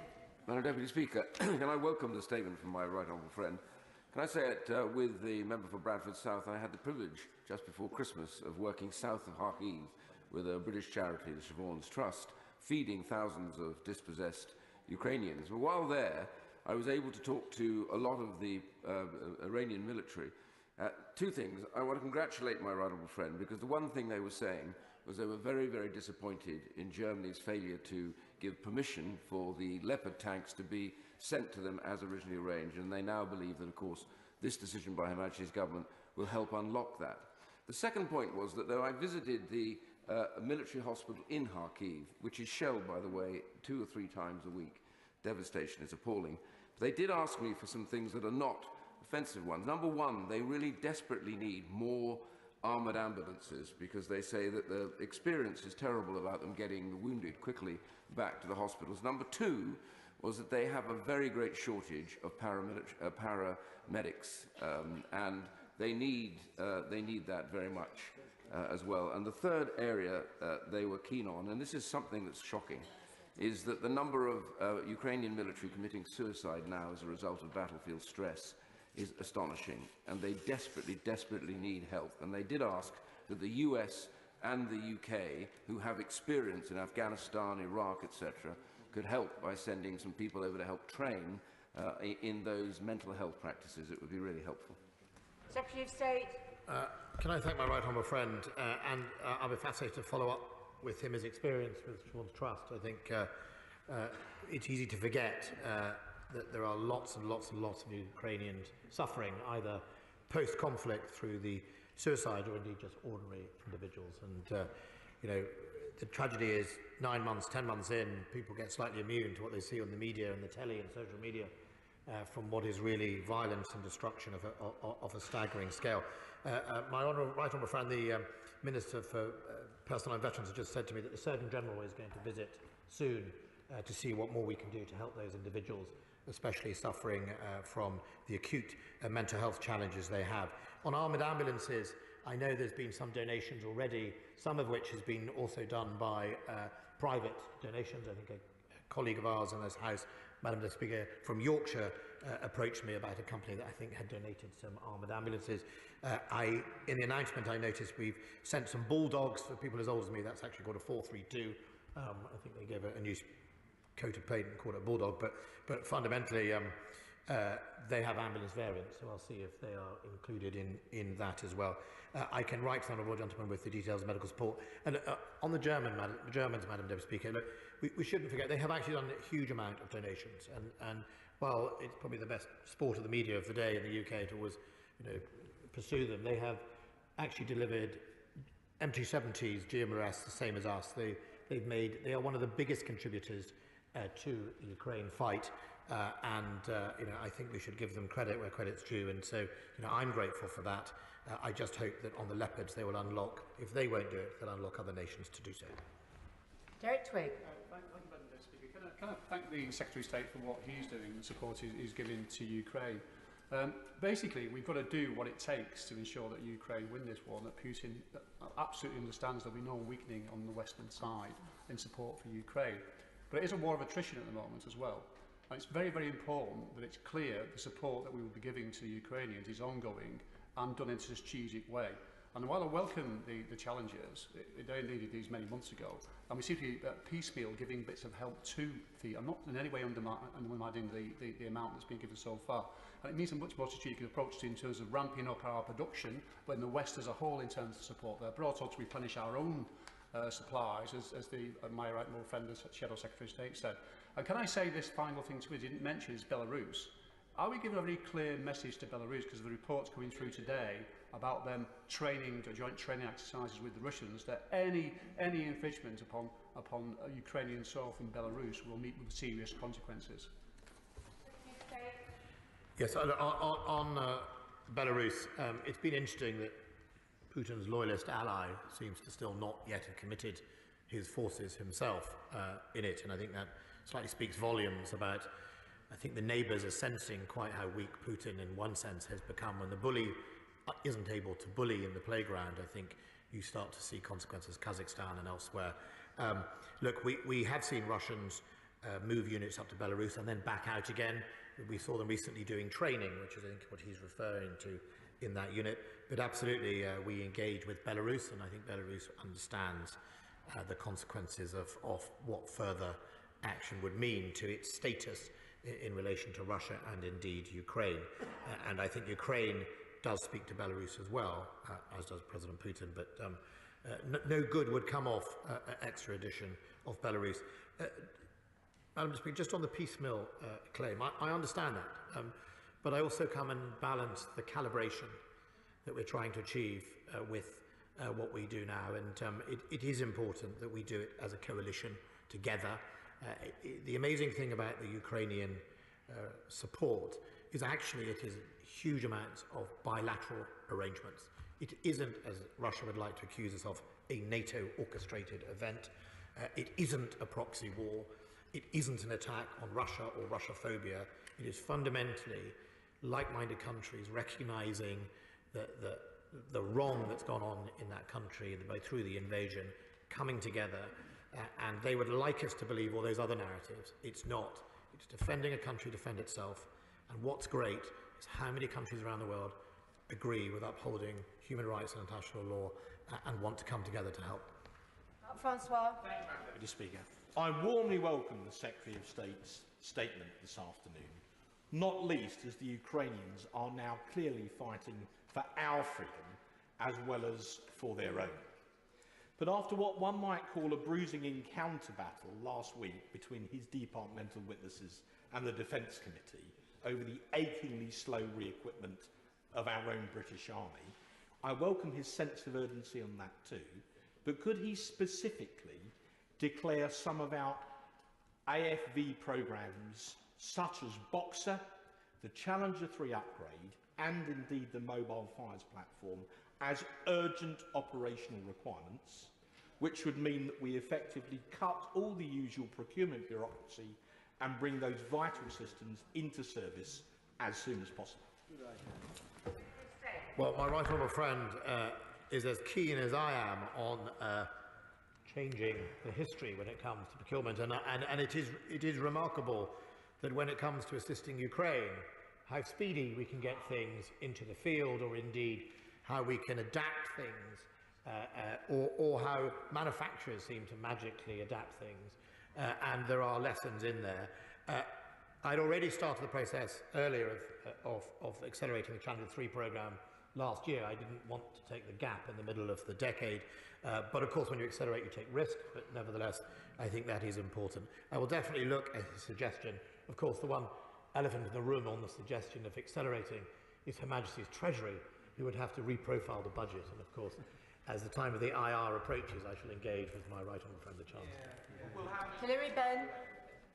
Thank you very much indeed, Madam Deputy Speaker. Night after night, the Russians continue to fire missiles at the Ukrainian civilian population. And we saw at the weekend the attack on the residential block in Dnipro that has so far claimed at least 20 lives.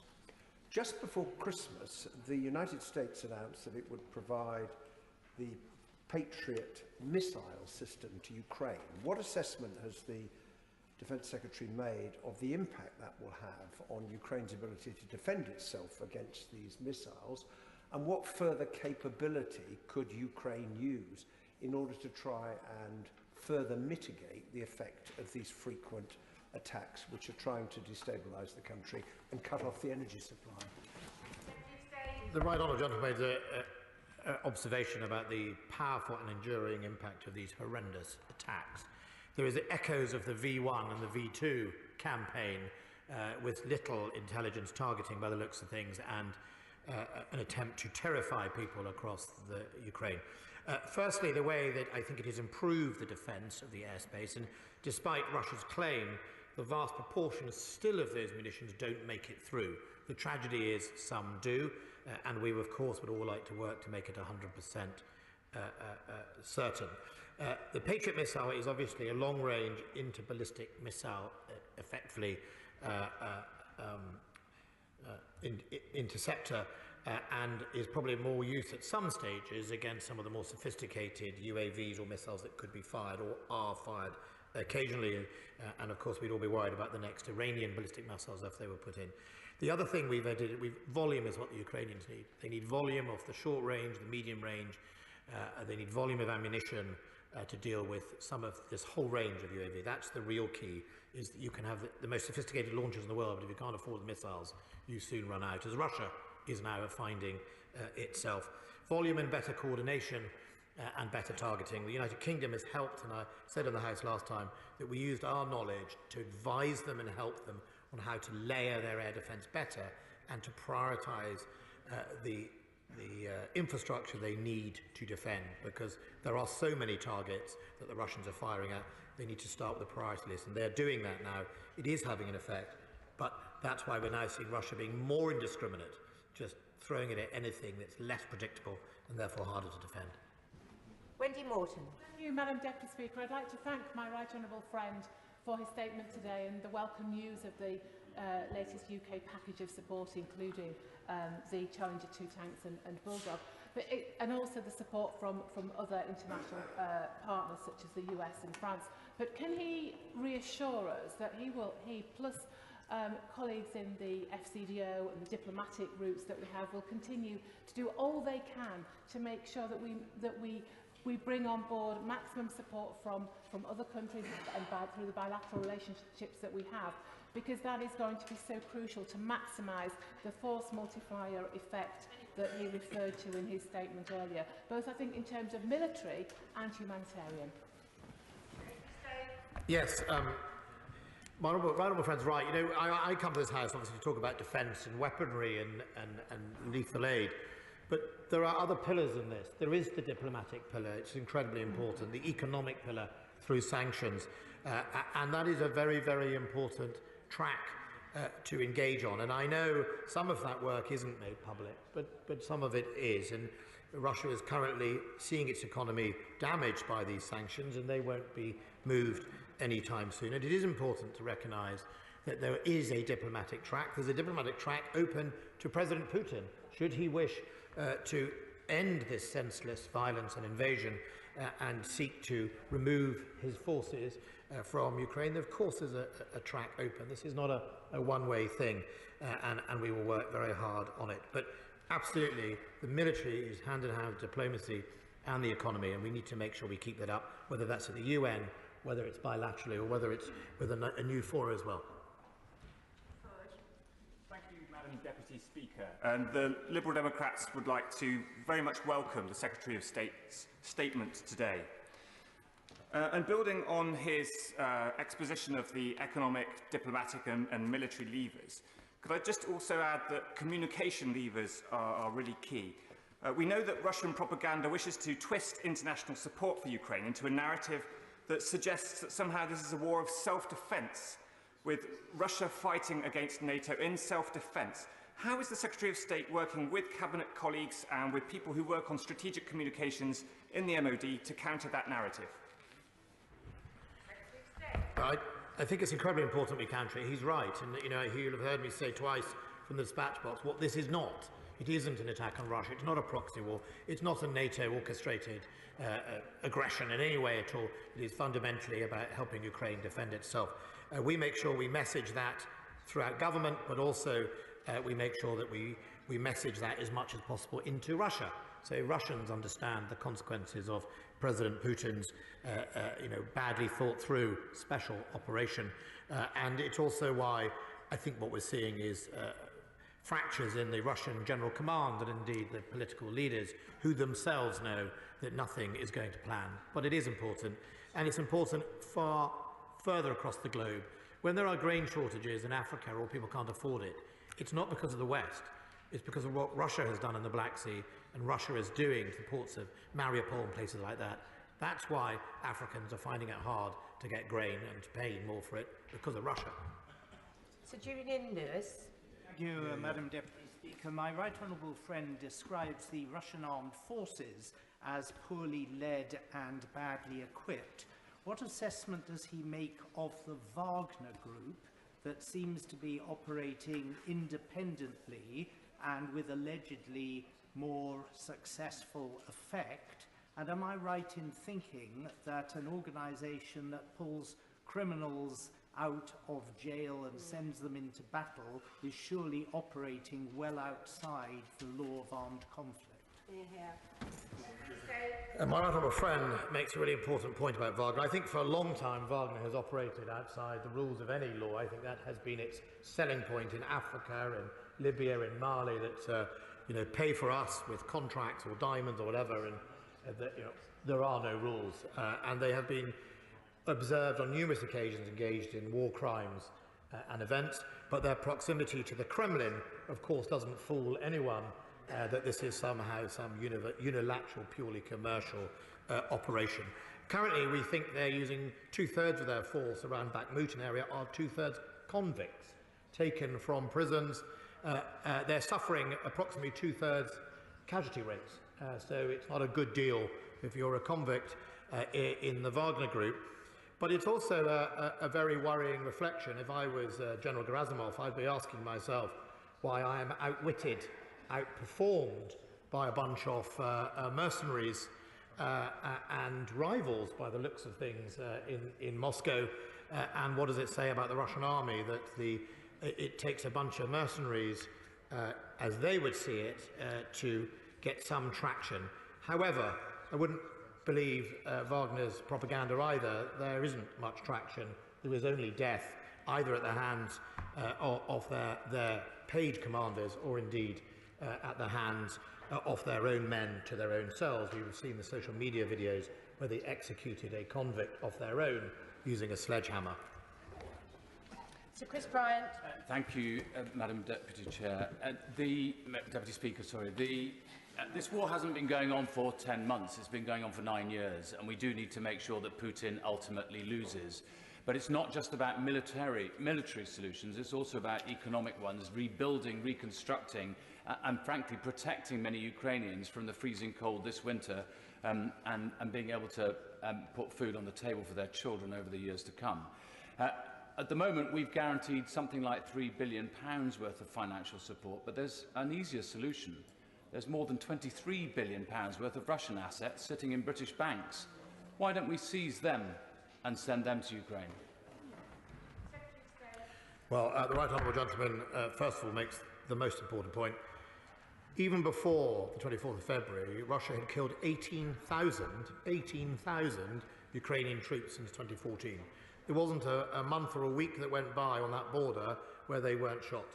So when we say to people, oh, it might escalate or it might be a war, Ukrainians often look at us in sort of, where have you been for the last decade? And it's very sobering if you go to Kyiv, to the memorial, and most of those plaques are way before February 2021. On the building and refurbishment and the support to the refugees, this is where I think Germany needs to get the credit. Germany and Poland have hosted tens of thousands and thousands of Ukrainians. It is putting lots of money into aid support for Ukraine and is making a significant difference. And I think that is, I've often said, Madam Deputy Speaker, that the strength of an alliance of 30, 40 people is we can move at different speeds, and nevertheless do that. And on his point of Russian assets, as the former criminal finance minister and security minister, I would be quite interested to know why we can't. Vicky Ford. Thank you, Madam Deputy Speaker. And can I join others in thanking my right honourable friend for his statement today and our ongoing support to Ukraine? I want to follow up on what my honourable friend just said about the Wagner Group. We heard last week how the brutal attack on the tiny town of Solidar has literally left the fields littered with the corpses of men. And my right honourable friend, the Defence Secretary, has just agreed from the dispatch box that this is an organisation that has been guilty of many war crimes in many parts of the world, not least last year in Mali, also had a CAR to his list. It's been put to me that if the Wagner Group was prescribed as a terrorist organisation, this could make it much more difficult for Prigozhin to recruit into this organisation. So can I urge my right honourable friend, the Defence Secretary, to work with the Home Secretary and the Foreign Secretary to make sure that we're gathering all the evidence we have against the Wagner Group and taking every single action we could to try to curtail their activities, including prescribing them as a terrorist organisation if it comes to that. Secretary of State. Look, I'm very happy to take that away and look at exactly that. Although I'm not sure they recruit at all anymore. I think they just pile people in. Rachel Maskell. Thank you, Madam Deputy Speaker, and I thank the Defence Secretary for giving a full exposition of the military aid which he is providing. It's so important that Ukrainians have the most advanced systems at their disposal. However, we also know that Putin is targeting the energy infrastructure across Ukraine. I wonder if he could set out a little bit more about what we're doing to help protect that and also rebuild it for the future. State. Yes, first of all, generators. We are providing generators, and the international community is. I'm very happy to write to the Honourable Lady with the exact numbers of generators, in other words, to mitigate the effect of these strikes. At the same time, as I said to her the Honourable Lady's friend sitting behind her, that we have helped with the coordination and the priorities of that. And at the same time, a number of international partners are helping with the training and support of those brave men and women who are going out there to fix those infrastructures. Almost immediately they are hit and taken down, and making more and more people able to look after the electricity infrastructure. But it is incredibly important. But of course, Putin will know that weather improves, hopefully, in the spring, and then some of his impacts will be lessened. So I think that's one of the other reasons we're seeing an increase currently of strikes. Sir Bernard Jenkins. How many defence reviews can my right honourable friend recall that have been preceded by fashionable commentators decrying the idea that main battle tanks had any utility in modern warfare?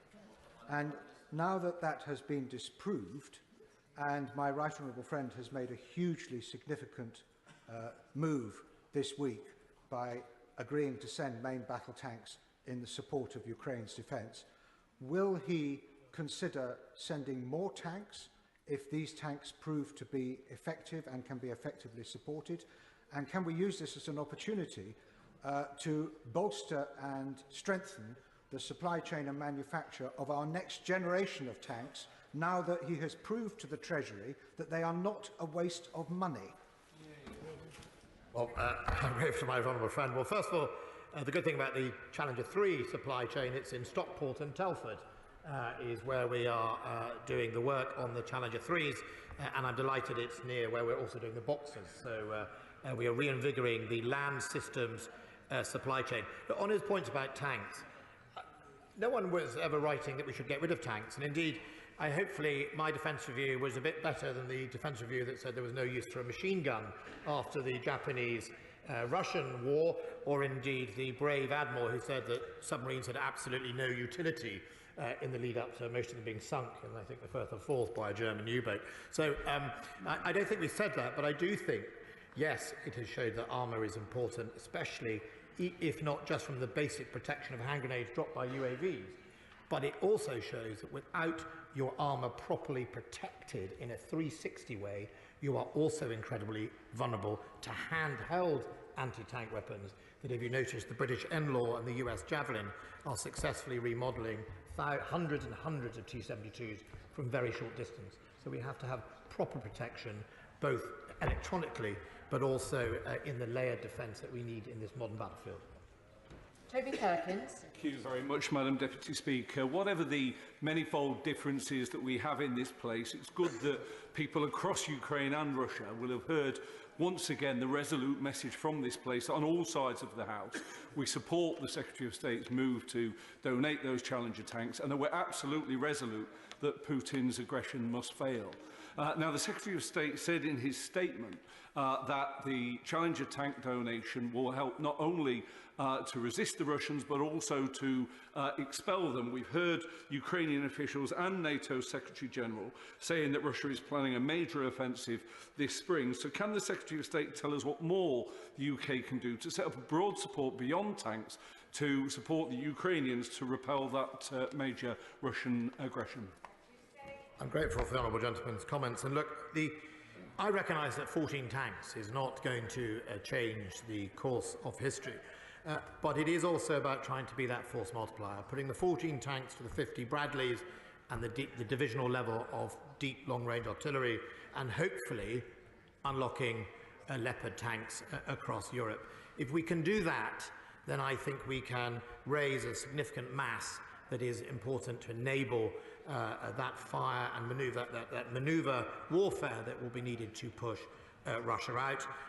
Of course, Russia has plans for an offensive, and the Gerasimov being reappointed effectively, he'll be able to make the same mistakes twice that he did the first time.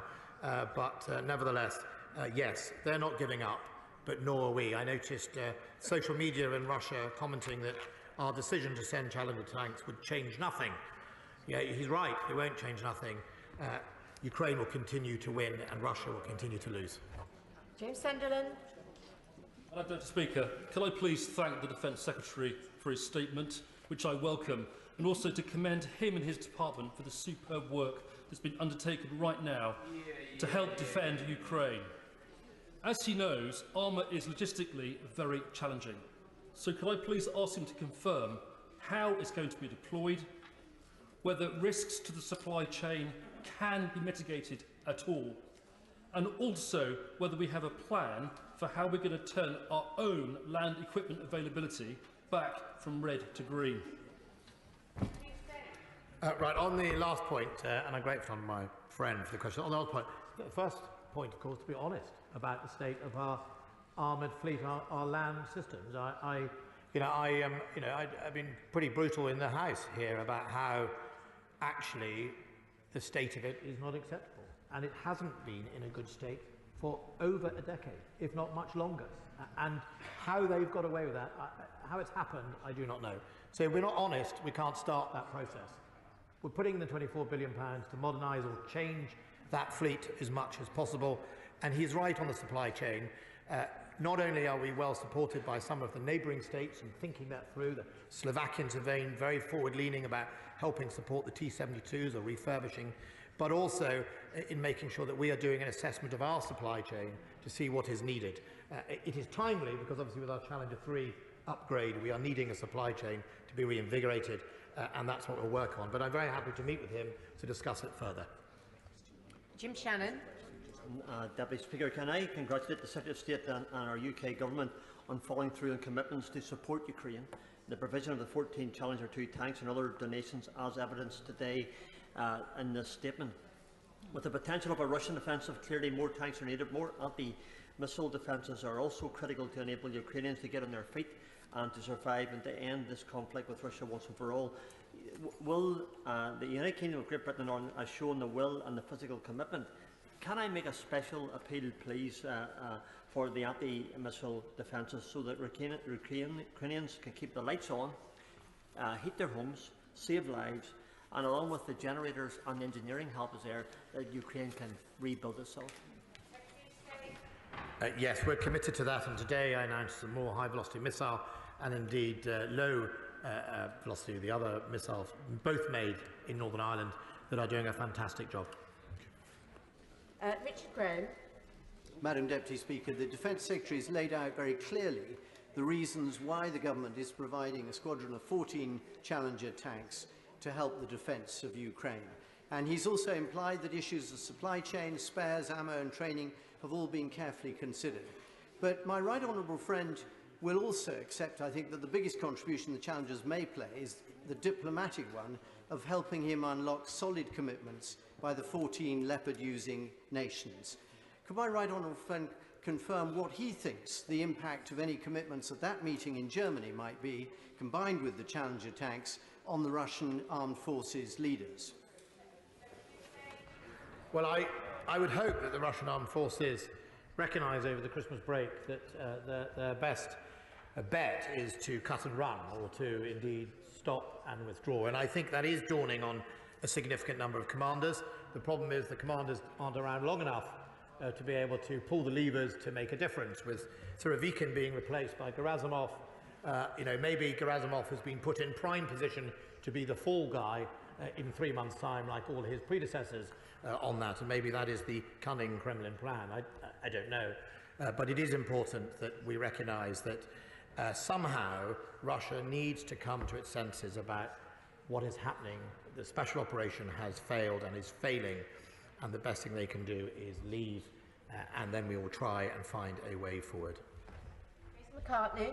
Thank you, Madam Deputy Speaker. Sadly, we've seen more evidence this weekend of Putin's barbaric targeting of civilian infrastructure in Ukraine, particularly with the residential blocks in Dnipro. And that's why I welcome today's announcement on the Challenger 2 tanks. Can the Secretary of State just confirm that we're not going this alone? And on behalf of my Ukrainian community in Huddersfield and Colne Valley, who are so proud of our steadfast support for Ukraine, can the Secretary of State also confirm we're continuing with our donations, as he said, of generators, humanitarian support and medical supplies for the Ukrainian people? Yes, those supplies are going to get even more important, and I'll do everything I can to stimulate more of that. And if honourable and right honourable members of the House have companies in their constituency who are keen or indeed are facing barriers to being able to do that, then please make sure that I am made aware and we will see what we can do. Look, we just have to do everything in the next few months to stop this targeting of the cities and in infrastructure, help them see that through, help them defeat it. But, targeting civilian blocks in Dnipro does nothing but commit murder. Dr. Matthew Offord. The removal of Russian forces from cities such as Kherson has led some civilians to return to their homes, even though the areas are contaminated with explosive weapons. Last week, as chairman of the all-party parliamentary group on explosive weapons, I met a Ukrainian MP who was seeking to put together a civil demining programme. Can the Secretary of State ensure that his officials will be available to meet with myself and other interested parties so that we may be able to put together a programme to help people as they return to conflict in an appropriate and timely manner? Look, I'm delighted to meet with him, or indeed my officials, with it. He'll notice within the statement I announced £28 million towards minefield bridging capabilities, combat engineering, which is desperately needed.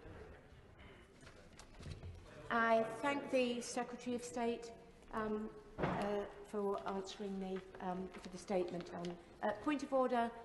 Jim McMahon.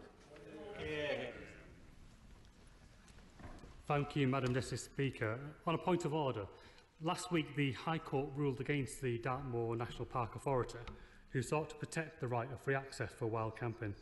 This is a significant backward step, seemingly putting the financial interests of one person above the fundamental access rights which have been hard fought for and provided for in law by this House. Madam Deputy Speaker, this goes beyond Dartmoor and could potentially put at risk rights and protections for national parks, including the right to roam.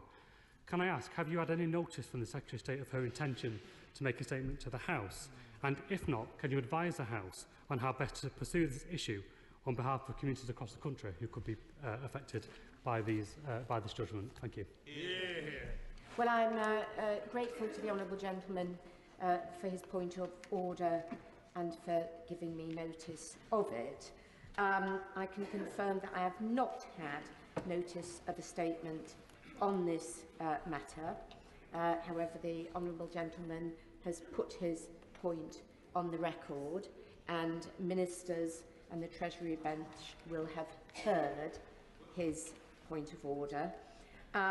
With regard to advice as to how to bring this matter to the attention of the House in the future, he's a very experienced member of the House. I'm sure he will know of the various options that are available to him, but if he wants any further advice, I would suggest that he speaks to the clerks in the table office. Thank you. Point of order, Martin Doherty-Hughes. Thank you, Madam Deputy Speaker. There are rumours abound this evening across the House that the Government may table a statement this evening. I wonder if your office or the Office of the Speaker have been advised by the Government that that is their intention. Thank the honourable gentleman for his point of order. I have received no notification, and I'm not aware that the Speaker has of any statement that is likely to be made tonight. Point of order, Toby Perkins. Thank you, Madam Deputy Speaker. Staveley Town Council in my constituency, which is led by self-styled Staveley Independents with the support of the Liberal Democrats, has effectively gone bankrupt. And I'm told since November that staff have either not been paid at all or have been paid late. If it was a Tier 1 or Tier 2 authority, the Department for Levelling Up Housing and Communities would intervene. But as it is a parish or town council, I'm told there is no such mechanism in place. Have you or Mr Speaker been notified of the intention for the Department for Levelling Up to make any statement on this matter, which is of great concern to my constituents? And if not, can you give me any advice as to how we may be able to ensure that members of staff at Staveley Town Council are paid and that services continue to be provided whilst the authority attempts to extricate itself from the current crisis it's in? Well, I thank the honourable gentleman for that point of order. It's obviously a very worrying situation for the staff of the council. I'm not aware of any statement that's intended to be made about it. The Treasury bench and ministers will clearly have heard the honourable gentleman's concerns. I mean, I would suggest that perhaps he either tables some questions or writes to the appropriate minister or seeks a meeting with the appropriate minister in order to find out whether there are any ways in which this situation can be resolved. Point of order, David Linden. Madam Deputy Speaker, unfortunately I was unable to catch the eye of the honourable gentleman from Bosworth, who I think was handing out some crib sheets earlier on in advance of the next debate. I know we are going to be discussing minimum service standard levels, but given that crib sheets are being handed out, could the service be extended to those of us on this side of the House as well? Yeah.